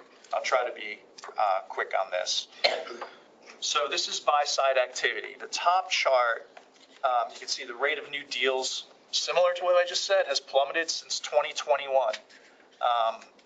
As one manager described, the A-class deals are getting done. B and lower aren't happening. You know, and as Brian mentioned on the co-investments, those A-plus deals are truly getting full prices paid, and we don't mind that. We'd rather be in a high-quality company that we know is, or we expect to do well on a go-forward basis, than to buy junk. You get what you get when you're paying for something at a much lower price. Chart on the bottom left shows what pricing has been like. Interestingly, it's kind of remained relatively consistent for the past few years, but it is with declining volume. But maybe that price that we're seeing, again, you know, people are paying up for quality. They want to own good things in this type of environment that we've seen. And the chart on the bottom right indicates the use of debt. The line is basically, it's debt to enterprise value. And you can see how the percentage has declined quite meaningfully over the last decade or so. Ticked up a little bit so far this year, nothing alarming. We're still at lows. Pricing of debt has also come down over the last year. Maybe that might have something to do with the uptick. Managers have to figure out what the most efficient use of debt looks like in any portfolio. If they're paying they pay too high of an interest rate, it's going to eat into the return profile. So they need to manage that correctly. It's off about, I'd say pricing is off about 1% over the last year. Next page. There you go. That's not us. That's the market. That's the sell side activity. There's your 2021 where we had a huge pop and then everything came down after that. We're almost identical to that chart. And again, it's expected to pick up next year. That can change on a dime too. There's a lot of interworkings around the globe right now, but in general, I think people are going to expect a lot more activity. Now, there's something with the slowdown that is playing into our strategy as well. We like secondaries. We're doing secondaries. That's the other piece of the strategy with Ares. You might see articles in the paper. Treasurer pointed this one out to me. Pensions seek to cash out on private equity. This was in the journal back on June 17th. And basically what it's talking about is a lot of LPs needing to rebalance their portfolio. They need cash. They are over target and they're making the active decision to approach the secondary markets to come back into compliance, similar to what we did back in 2010. Who's going to take advantage of that? The secondary players. We want to put money into that. We've done well on the secondary side. It's not as high a returning asset class, sub-asset class, but it's pretty consistent. You can kind of bank on low to mid-teens. That's a nice piece of the portfolio to offer stability.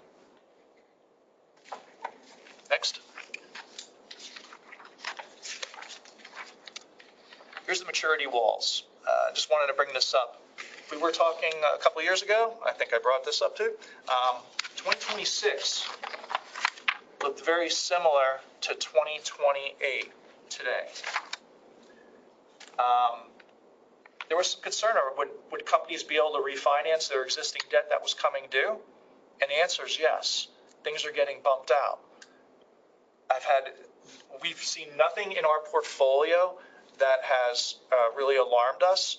And now what may happen is the returns of the existing portfolio may come down slightly because things are being held longer. And if the manager had to refinance some debt, it was in the last few years at a higher price than they had been paying before, a higher interest rate.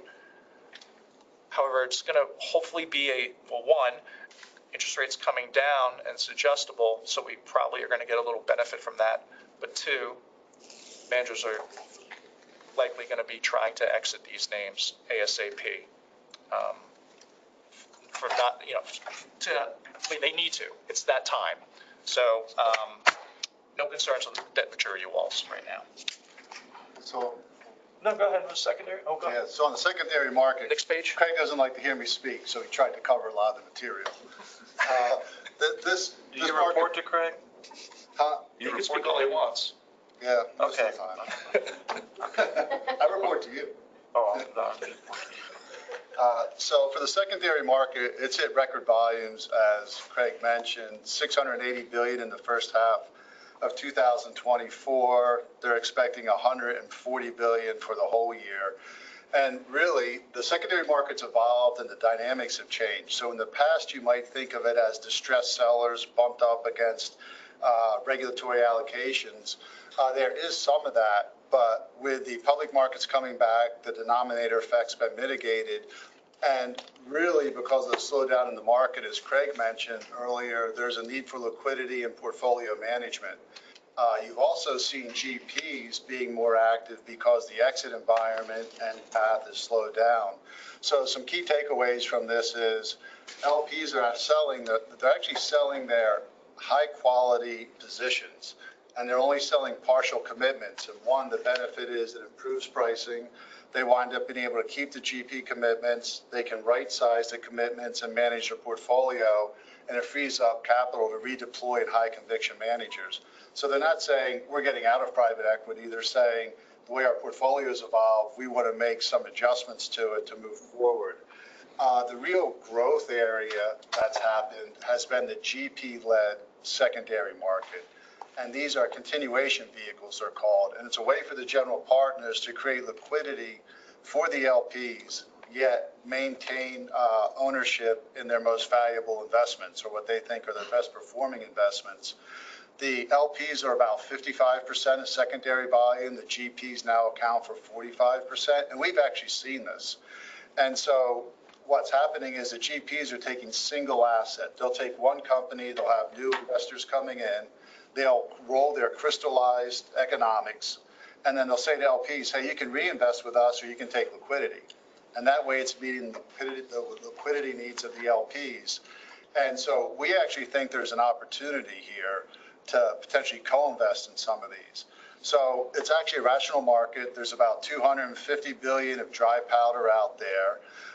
And there's actually forms of capital through collateralized fund obligations, NAV loans, preferred common structures. So the market's really evolved to be pretty sophisticated and diversified. And as Craig mentioned, Ares is coming up. We're doing NCL4. They actually have a global structured solutions fund and a secondaries fund, which is LP and GP led secondaries. So we're going to make commitments to that to take advantage of the dynamics and what we think are some really good opportunities there. So while it's at record levels, it's not something that concerns us. So basically, looking at these continuation vehicles straddles both of the strategies we are doing with Ares. So it should enhance, we expect it to enhance our return profile nicely. And lastly, Matt, if you could flip, there you go, thanks. Just basically the go forward, everything we've talked about. Secondaries and structured transactions. In the works right now is NCL 4. We hope to get that across the finish line in the not so distant future. Sorry, approved. Co-investments, again, we're going to be doing that with Ares on NCL 4, and Brian already highlighted performance and savings. Going to need to do more future primary commitments to continue with the deal flow for co-investments. And obviously, we'll be working with the new administration come the new year to highlight or work on their priorities. So that's kind of it. Any questions? Hey, this is John Anarella. Just curious if any of our private equity partners are qualified to participate in the NFL. You're talking about just buying? The National Football League? Yeah. So we've seen opportunities, believe it or not. there are actually dedicated funds now that are buying secondary positions in sports franchises. Arctos is the main one, Arctos Partners. You also have some other ones out there. One of our existing general partners, which is based in London, they're making investments in franchises like Formula One, the Rugby Union League. We are not in the funds that have made those investments, but yes, we've seen general partners make investments in it. We even looked at a co-investment that was rolling up minor league baseball teams. Interesting. So I think I was speaking to a bunch of our peers, and one of the concerns, and this is what kind of made us pause too, you get into it, but who's the logical buyers on the other end? I think that universe of buyers might be significantly smaller, so you might, maybe not, maybe things change, regulations.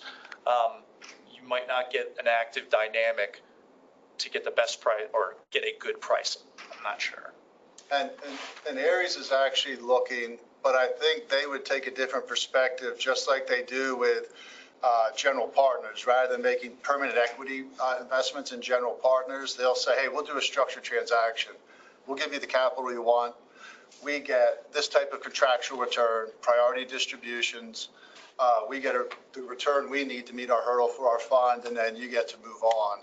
And as Craig mentioned, you know, it's like, okay, how do you exit from a general partner ownership position? How do you exit from sports franchise? They're already really valuable, you know. To me, I haven't dug into the valuation on those, but there's three main ones that we've seen looking at it. We don't have exposure. John, do you have Hey, Craig, as a very unhappy 27-year Panther ticket holder, I see Tepper taking advantage of this, and I'd like to veto that.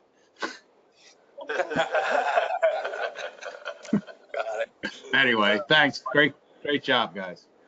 He would like the what of it? veto the sale? Oh, veto. Yeah. Oh, I thought he said the details on it. All right, thank you. Thank you, John. Thank you guys for good job. Next. Thank you, guys.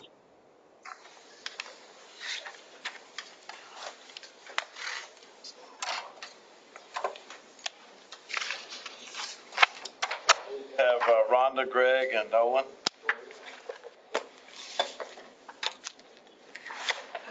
Morning.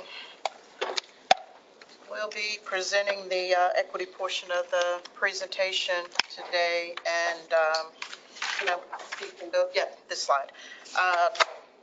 Just wanted to kind of introduce the team. To my left, or immediate left, is Greg Taylor.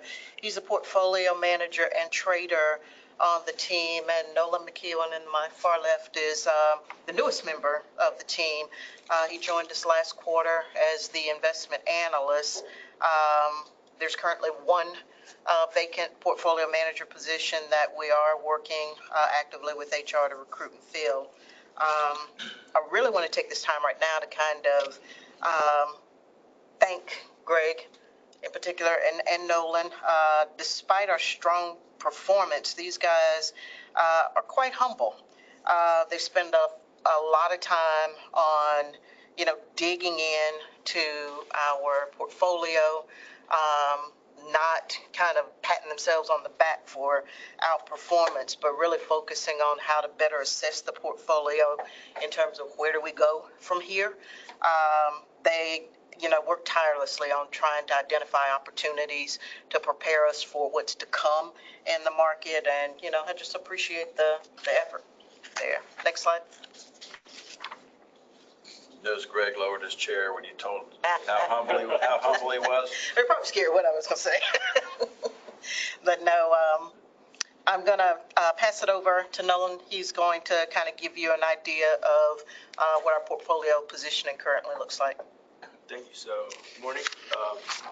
Yeah, right in front of us is basically just a high-level snapshot of everything that's gone on in a 10-year span for public equity. Focusing right now on year-to-date metrics. We ended June 2024 at roughly $49.4 billion in total assets, a jump of roughly $7.5 billion from June 2023. Just want to point out that was garnered by market appreciation. There was no new assets, no added asset classes. If you go to the right, our number of mandates has stayed pretty even. We added one non-U.S. mandate this past year, which Greg or Rhonda are going to get into later. It'll address the question we had on the phone earlier today. Well, let me hop in right there and address that. John, this is to address your question on the Bailey Gifford. It's one of the newer strategies that we've added in the public equity space. It was funded out of public equity assets. So there was no additional money, as Nolan had indicated, that went to this. It wasn't the existing international growth portfolio, but rather a strategy that Greg has been following for a number of years now that kind of broadens our opportunity set within active non-U.S. space, but taking advantage of more of a private market approach within a public equity space. So identifying companies that they find are very quality companies that add a lot of value over the longer term. And rather than, unlike private equity, you're getting that pop, in areas where, they IPO, these guys tend to hold on to the asset longer. They have it in a number of their portfolios, and we just kind of find value in the way that they're approaching that type of investment, and it seems to align with our long-term investment outlook for the portfolio. Did you want to add anything? No. Okay. Sorry about that, no? No problem. Moving on to the lower two graphs. On the left is our asset allocations, and on the right-hand side is our active versus passive. These are the weights of how we kind of are balanced out currently. If you look at, I know it's hard to see on the screen from here, but asset allocations remain fairly in line with last year's figures. There's a small increase in domestic allocations by 2% from 56% to 58%, and that corresponded with a matching decrease in non-US by 2% from 44 to 42%. And then in our active versus passive management, same thing. We remain very close to our last year and a couple prior years before that,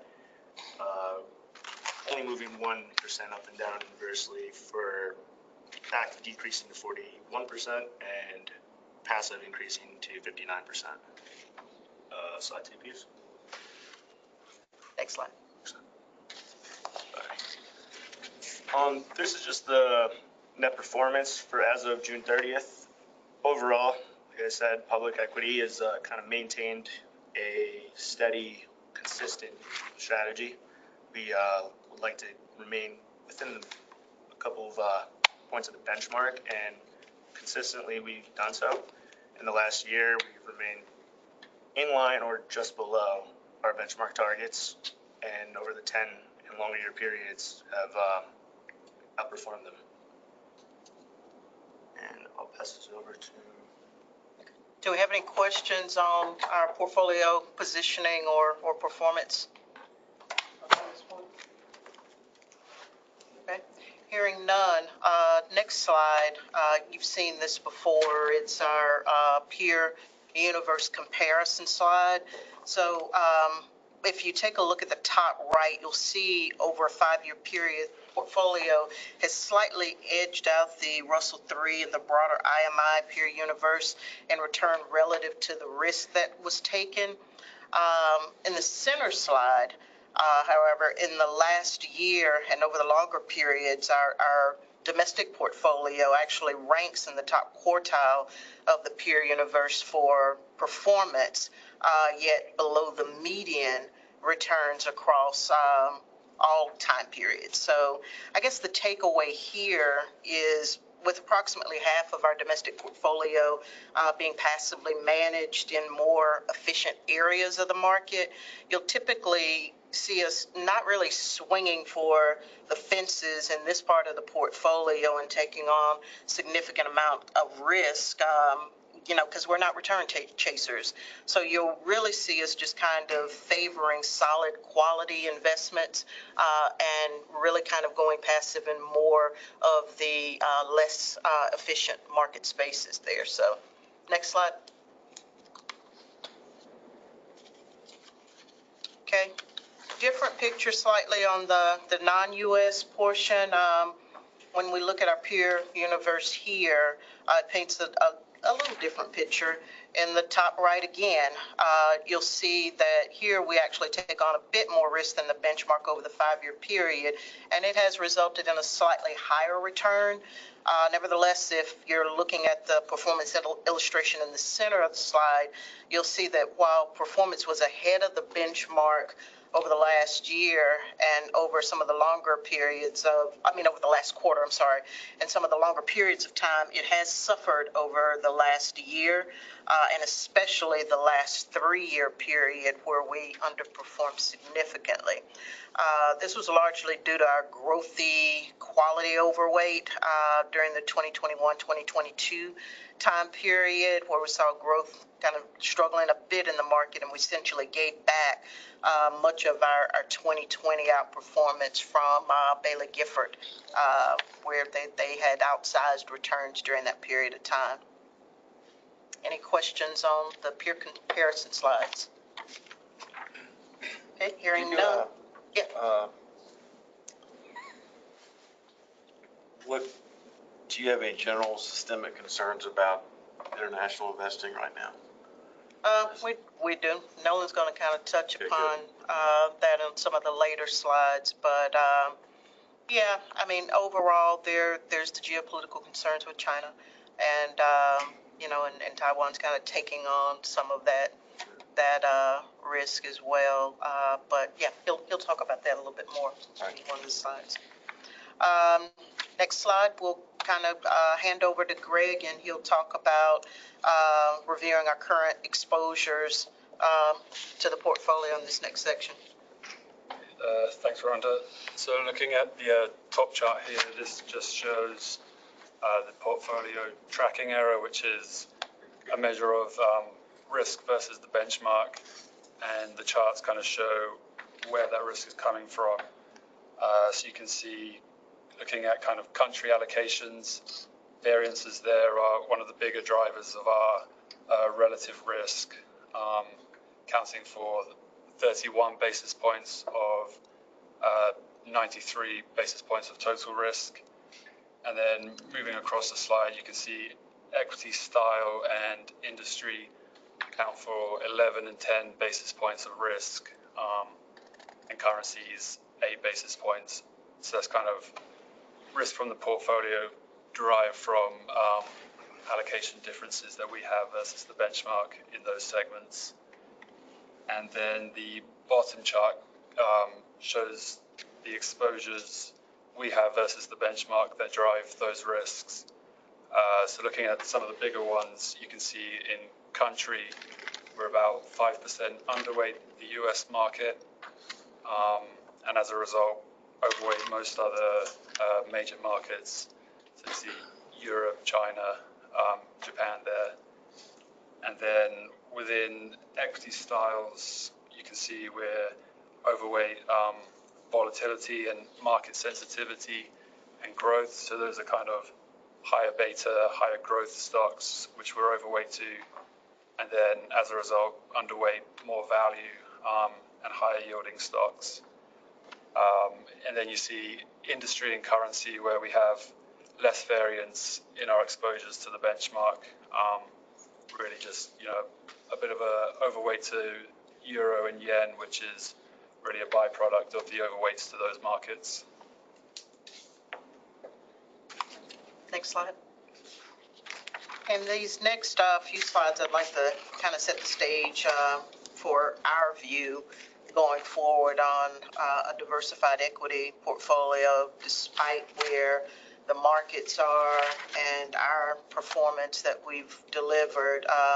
Because at the end of the day, we still want to maintain a focus on long-term investing, which is greater than a 10-year outlook. So on the slide you see here, slide 10, I will preface that I am not a subject matter expert on fixed income. That would be Jeff. But these next couple of slides, I like these because in this first one, you see where the return forecast between equities and fixed income has continued to narrow from 2022 to now,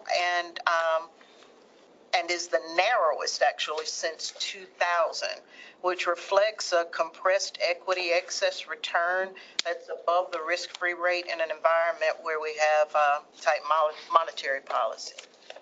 Next slide. However, looking at this one, excess return over the 10-year bond still exceeds the historical averages. If we look back over the last 30 years, that's reflected in this slide. Next slide. So this is what we're coming to. Question, is it time for active managers to shine? Public equity has and continues to focus on producing both alpha and liquidity for the plan, as seen in some of the total plan sides that Jeff and Chris had presented earlier. So in light of all the market volatility, we ask ourselves, is now the time for active management? Typically, school of thought is when dispersions are high, skillful, active managers tend to add value because they're able to take advantage of those market dislocations.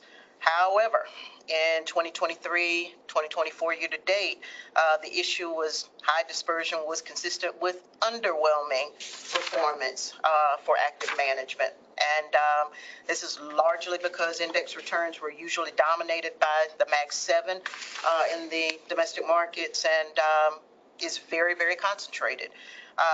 It's creating a narrow market where the majority of the index constituents outside of those Mag 7 have contributed very little to index returns, and it's making it quite difficult for active managers to showcase their stock picking skills, typical of a low breath, high market concentration type of environment. But as you see in this chart, there still has been increasing improvements with active management, even despite those levels of concentration. So, we seem optimistic just looking at this. Any questions? Okay, next slide. With the continuation of the concentration and valuation levels, there's been a lot of conversation with our active managers during some of our quarterly calls. What we're hearing is a lot of trimming of some of those very, very top-heavy large names as valuations are kind of peaking, and some managers have even exited one or more of those dominant index holdings in favor of building positions in newer opportunities as they prepare for tremendous growth performance to start simmering. You're getting a lot of earnings reports coming in over the coming days, and so you're starting to see, what are the projections for these Mag 7s going forward, and people are starting to think, particularly asset managers are thinking about where there could be potential for another crop of MAGs in the future to emerge as AI technology continues to advance in the tech space. Next slide. This slide just highlights the overall impact of the MAGs across the entire cap spectrum in the U.S. and in particular their surging performance in just the second quarter of this year, which accounts for 116% of the total S&P return. These 7 stocks gained about $5 trillion in less than 7 months, and then gave 1.1 trillion back to the market, which was about 6.6% of their market cap in 5 days in July. But this still didn't affect their dominance of that S&P. They still have a considerable share of the percentage of the market there. The pink line illustrates the S&P excluding the 7 stocks alongside the S&P equal weight and the Russell 2000 small cap. All are otherwise trading in what looks to be a relatively normal trading pattern outside of those 7 names. And so as we constantly review our own portfolio structure, these are some of the things that we actually take into account, cap and style biases within our portfolio, our U.S. versus our non-U.S. weightings. And while industry and sector and regional biases are usually a fallout of our overall structural process and manager selections, they too are areas that we actually take into account when we're structuring or restructuring the portfolio for a well-diversified representation, because at the end of the day, we still believe that active and passive allocations can coexist effectively in a portfolio. So next slide. Nolan is about to cover these last couple of slides, which deals with broad market, small versus large performance and valuations, as well as emerging markets highlights. Large cap equities continue to beat out small cap for the year. It's actually continuing a trend that we've been seeing since 2010. Small caps are one of the top 3 underperforming strategies, along with non-US versus US and value versus growth. They've continuously underperformed for a few reasons, but the 2 main are that since 2010, major tech stocks have tripled performance versus the small cap. So large cap's been triple the value of the small caps in the tech sector. And since the tech sector is one of the better areas of the small cap area, there's not much interest for it. Other than that, any of the other companies that are in the small cap sector don't really have the overperformance that makes them attractive enough for people to want to weigh in on them. If you look at the graph on the bottom left, the number of unprofitable companies in the small cap sector, which will be represented by the gray chart lines, those are the wanes of underperforming, unprofitable companies in the small cap sector over the course of 4 major market events, with the left being the tech bubble, the next one being the financial crisis, COVID, and then the last being currently. So as you can see, there's not really an attractive group of companies to look at while in the small cap sector. Go to the next slide, please, unless anybody has questions. Yeah, and just to kind of add to that, I mean, this area, in the dominance of these tech stocks has really been underappreciated, and it's been a struggle for active managers to kind of find, opportunities that they can kind of get some real strong returns from. It's been primarily a couple of stocks in that small cap space, a couple of tech stocks that if you didn't own them, it hurt you. But we tend to look at managers and want them to stick to their discipline. So we want to focus on, what are you doing? How is it effective? And just looking at that long-term outlook. We recognize that, it's been a struggle across the U.S. markets, and I've heard a lot of conversations on, where or is there still value there? We believe that there is some opportunity in inefficient spaces. We just got to, stick with the disciplines, understand, what these managers are searching for by way of opportunities, and just, long-term outlook, wait for the market to come back to us. just have to find the next NVIDIA. That's all there is. I know, really. Well, that leads into this pretty well, actually. So as Ron was saying, small cap took a hit in the last quarter based on two securities alone that kind of made up all the profits. And if you weren't in those two securities, your fund underperformed because, like I said, there's not many other companies in that sector or even in the entire small cap area that are overperforming that well to even make up for even close to the gains that were brought about by those two companies. That being said, kind of gives you a way of looking at your fund managers who are willing to stick with the discipline of this long-term game. We're not looking for you to pick out these kind of just real out there outlier companies. We want to see them stick with their long-term growth plans. And since they're so undervalued right now, it does look like there will be a opportunity for some value since things are probably priced incorrectly at the moment. You know, please, unless anyone has questions. Emerging markets. So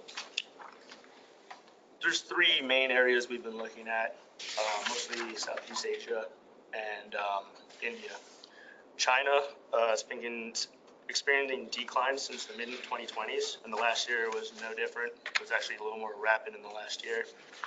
Growth continued to remain sluggish. Home and real estate sales were hit hard, and deflationary pressures combined with the increased geopolitical risks contributed to overall lack of performance. I'm going to skip down to India really quick just because the top chart is actually China and the bottom chart is India. China's pullback gave investors in emerging markets an ability to take that cash and put it into India, who had been there. They had been growing steadily for quite some time, and if you can see, like, there's almost they're kind of converging at the same times because people were retreating out of China and kind of getting into India because it was cheap. That's no longer the case. India is now a pretty expensive market to get into, and since 2020 through growth manager exposure, they've fallen behind the Indian benchmark, and value managers are beginning to try and re-enter the space. In the middle, we have Taiwan. Their emerging market allocations were divergent between value and growth managers as a whole up until 2023, but that changed mostly due to, well, one company, which is TSMC, Taiwan Semiconductor. They continue to grow robustly, even though there's geopolitical risk from mainland China that continues now. Any questions? Questions? Do you see any large systemic risk like we saw earlier this year with the Nikkei versus the yen and that type of thing? Right now, I think most people are focused on China. That's a very hot button issue. So the yen started to kind of stabilize a little bit toward the end, but I would say China's the systematic risk I'm looking at. Look, the yen is more widely traded than the yuan, right? Yeah. So is it, with everything, all the destabilizing things happening in China, especially with real assets, is there the actual ability to do that trade like people were lining up, like people were doing with the Nikkei versus the yen? So is the platform even out there to do something like that? I don't think so. No, I haven't seen anybody really making the same moves as the yen tied to the way the yen was tied to the dollar. Okay. I asked because another hat that I wear, I'm obviously very concerned about the United States government's addiction for money, for debt. And we had presentations in here in the last 3 or 4 years that talked about the Chinese government bond market was evolving such that it could, possibly, in an effort for them to become the, world currency, so to speak, as the dollar seems to be today in so many instances. And So I ask these questions not only as it relates to public equity, I ask them because I just think it's something that all of us need to be keeping an eye on. If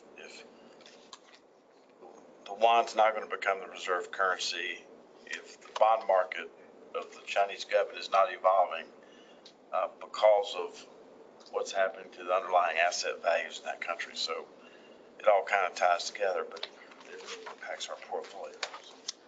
Yeah, I'd agree with that. I mean, there's the geopolitical risk, but there's also the economic risk in China as well. Next slide. I haven't been there in 30 years, but I don't know if these Wall Street Journal pictures are accurate or not about ghost cities, but I mean, some of the pictures you see and some of the articles you read about these places are many times the size of Raleigh. And nobody's there. So I don't really know how accurate that is, but not a good look. So, okay, go ahead. Okay, we're going to shift gears. This team actually manages both external assets and internal assets. So we've kind of covered, what our outlook and our performance and our portfolio posturing has been, and addressing some of the active thoughts. Now we're going to hop over to our internal passive portfolio, and Greg will kind of give us some updates there. Yep, thanks, Rhonda. So kind of looking at the top slide as of the end of the quarter, you can see performance since inception across the three accounts is strong. Some incremental outperformance in the two index portfolios, and then remaining strong relative performance in the newer core factor portfolio since inception, which was February 2022. We actually transferred 500 million from the Russell 1000 into that core factor portfolio in early June of this year. And since then, relative performance in that portfolio has been good. So pretty good timing there. If you look on the lower slide, the 1 year performance through the end of July for the factor portfolio, it's outperformed by 1.14% and 1.55% annualized since inception. So we've been happy with how that's been since it launched, and continuing to really focus on trading efficiency and managing corporate events in the index portfolios, trying to just keep tracking error in line, but wherever possible, looking for incremental excess return. And I'd like to hop in real quick. I mean, this is one of those areas that, Greg is being quite modest. The factor portfolio, this was his baby. Just kind of looking at our overall factor exposures within our total public equity and trying to determine, how we can lessen, some of the volatility in our portfolio driven by, these Mag 7s or driven by other factor sensitivities. And so this was one of those projects that was kind of born out of that to kind of give us an opportunity to, stabilize some of the volatility in our portfolio and not have any unnecessary biases or things that will largely impact our portfolio because of those overweights in the broad indices. I think, this is Jeff Smith, probably agree. This was the last time public equity presents, I think, under with the current treasurer. And I think looking back now, I mean, this $23+ billion, as a reminder, it didn't exist when the treasurer took office. And I think it's a great accomplishment, and treasurer's support and give them this push. Something we kind of worked this thing off and on and off and on, and so I appreciate his support and push on that. The team, like I said, has done a great job evolving from where it was. Initially just starting up on the internal, and Rhonda and Greg and even Casey back then working on that as well too, and the innovation that you brought to it, Greg. It was an excellent job, and appreciate the treasurer's support. Or we had a hard time getting it done for a long time, so. It's a great thing, so thank you. Yeah, thanks, Treasurer. I'd agree with that. I mean, you've given us the floor there to kind of start, and the ceiling is still there for us to reach for, you know, and we're slowly gaining, you know, some expertise and skill in that area as, you know, we grow in breadth with team and tools and, you know, support from our operations group and other asset classes. I mean, this is an area I find that, you know, we could really take advantage of complementing, you know, where we're not able to seek some active return on the other side of our portfolio. Well, thank you. That's a high point, and where we first coined the phrase "big goal, short deadline." So That's right. that's probably the first time you heard that, big goal, short deadline, and that is something that we're very proud of. I think other states are looking at what's been done here, and so anytime you're getting calls from other states about how to do something, it's a good thing. A low point in my administration is that we have not figured out how to take Greg Patterson's money in a vending machine. So, you know. When it all worked out, I got a complimentary Diet Pepsi, so it all worked out. You're on the treasurer's office. We can't take money. Well, that's something we need to look at. But thank you for saying that, and it's been a pleasure. And you know, these are the brains. Sometimes I had to be the mule. Making this stand up on the, and as far as internal indexing. So I've enjoyed working with all of you. So, thank you. Thanks. All right, next slide. So yeah, kind of, you know, as the size of these portfolios has grown, so has the level of trading activity. So just looking back at the past year, putting some numbers to that, we traded 32 million shares across the 3 accounts. It's at a gross value of just over $3 billion. All 3 of these portfolios, we generally trade at quarterly rebalancing frequency. So most of the trading's done around those rebalances, the largest of which is June of each year with Russell's annual reconstitution. So looking at this year's reconstitution, where we traded just over $500 million, which was 8.3 million shares, and typically at those events we'll look to get as competitive commission rates as possible, so trading at under 0.05 cents per share on those.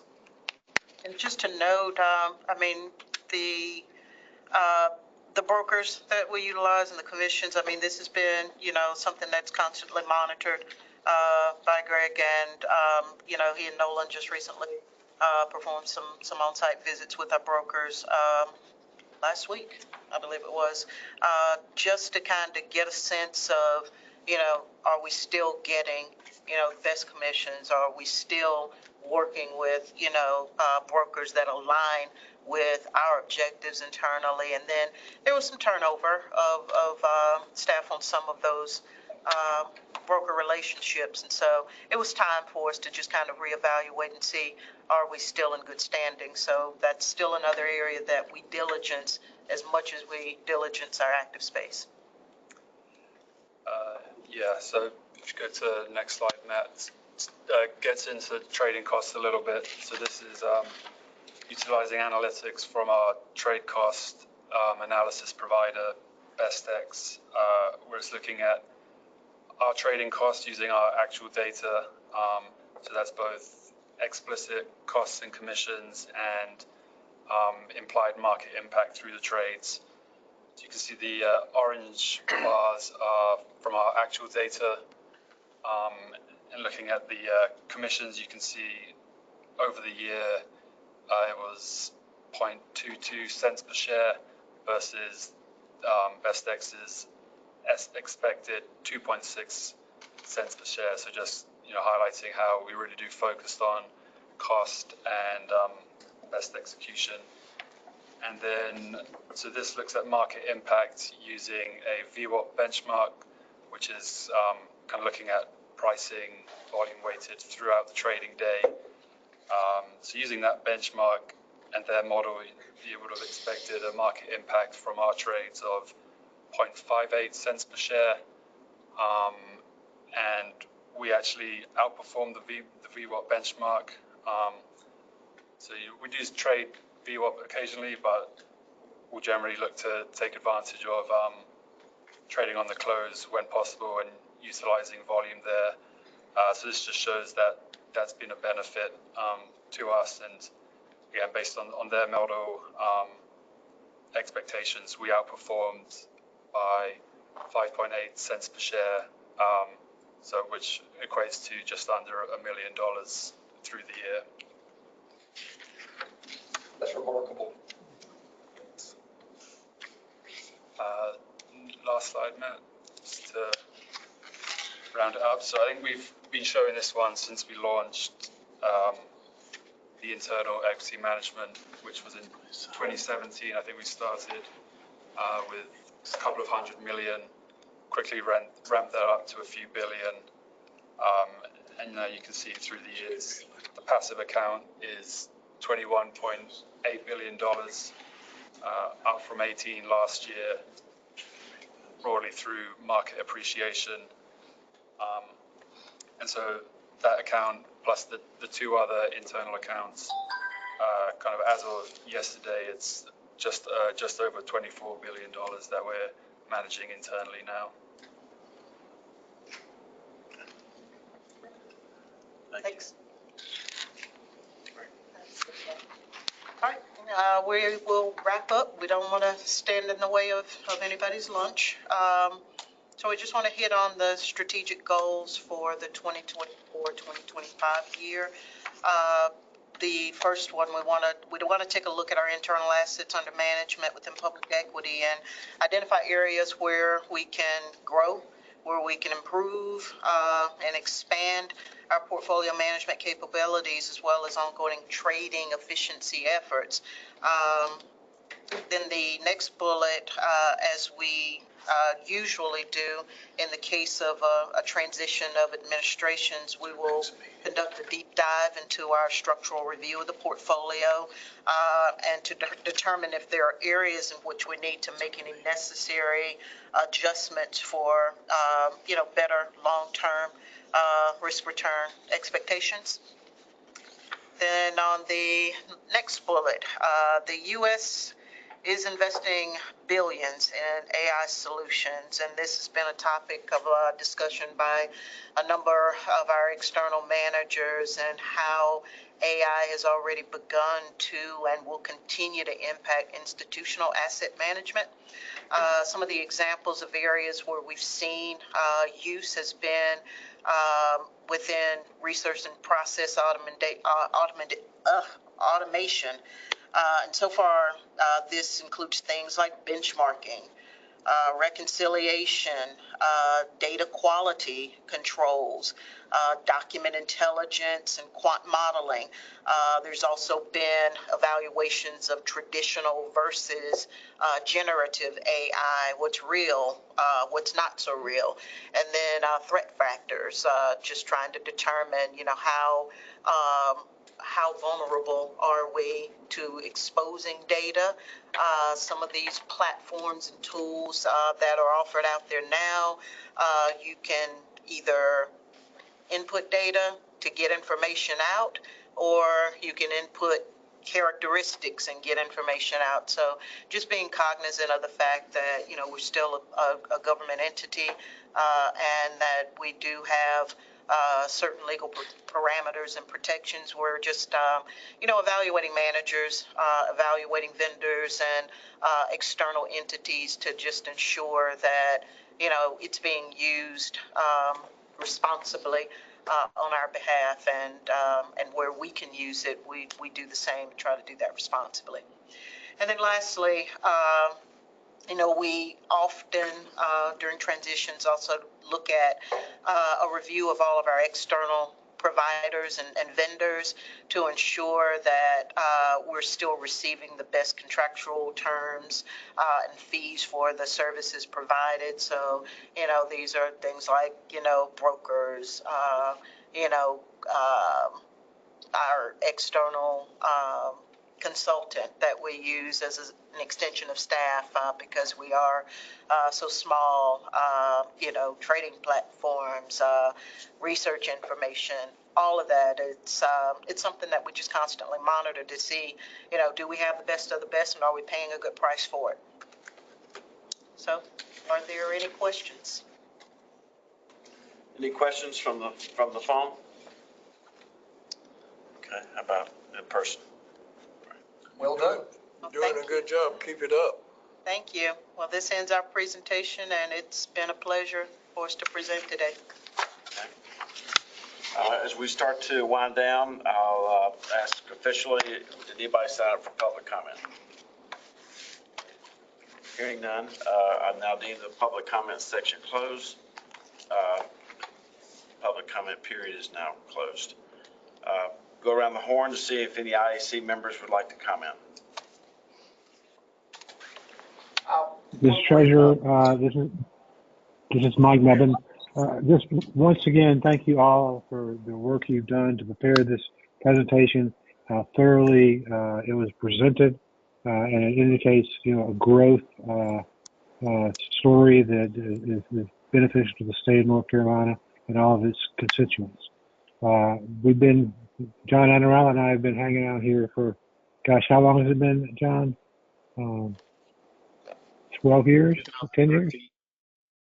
13 years. It's been from 2013. So I guess we'll look forward to trying to get down there for the next November meeting, which would be great to be able to see you all face to face. And look forward to seeing you guys again. Thanks for all you've done. Mike has a driverless car now, so I make sure that I'm ahead of him on my motorcycle. When he's coming to the IAC meetings. You might want to be behind him because he might not stop. All right. That's right. John? No, I thank you, everybody, for your presentation. I will be there in person in November. Thank you. Yeah. Treasurer, it's Lentz. Likewise, I'll be there in November and appreciate everyone's efforts and great team effort here and appreciate seeing the results. Good. And Lentz is also reports the findings of the IAC to a larger board. So Lentz, we appreciate you doing both duties. And Greg just appointed him to our SRP board. So not only does he have his finger on the pulse of the pension plan through the IAC, he's the 41457 plan is about 17 billion today. So Greg, we appreciate all your public service, and you'll still get your per diem even though you weren't able to deposit any of that back to the vending machine. So Greg, you have the floor. Well, thank you, Treasurer. I was just thinking as we were wrapping up that I've been honored over, not quite 9 years to be in several number of boards and committees. And I will say the November 20th meeting is the one that I will come to with a little bit of sadness for the Dale Falwell farewell tour. But we will celebrate those accomplishments on November 20th. Thank you. Lawrence? Just that they are doing a good job. We appreciate all of the reports that we've had this morning. Thank you. Thank you all. Thanks, staff, and Trevor for sitting in for Jason. Some of you may know Jason won, so I'm not sure if Jason really knows what day it is or what time it is at the IAC meeting, but we wish him traveling mercies. And in our November meeting, leading up to the election, all the treasurer candidates are welcome to be at all the public meetings that I'm involved in, banking and OPEB and all the other meetings. But in our November meeting, the treasurer-elect will be sitting right here next to me. So that's how it's going to roll all the meetings after the election. And we will treat that individual with radical hospitality. We'll be providing them an office, a badge, access, so that they can hit the ground running starting in January. So with that, I'd like to make a motion. I would entertain a motion that we adjourn. Move we adjourn. So moved. Motion second being made. Any further discussion? Hearing none, the clerk will call the roll. Mr. Annarella. Aye. Mr. Berger. Aye. Mr. Mevin. Here. And Treasurer Falwell. Aye. Okay. We're adjourned. Thank you all.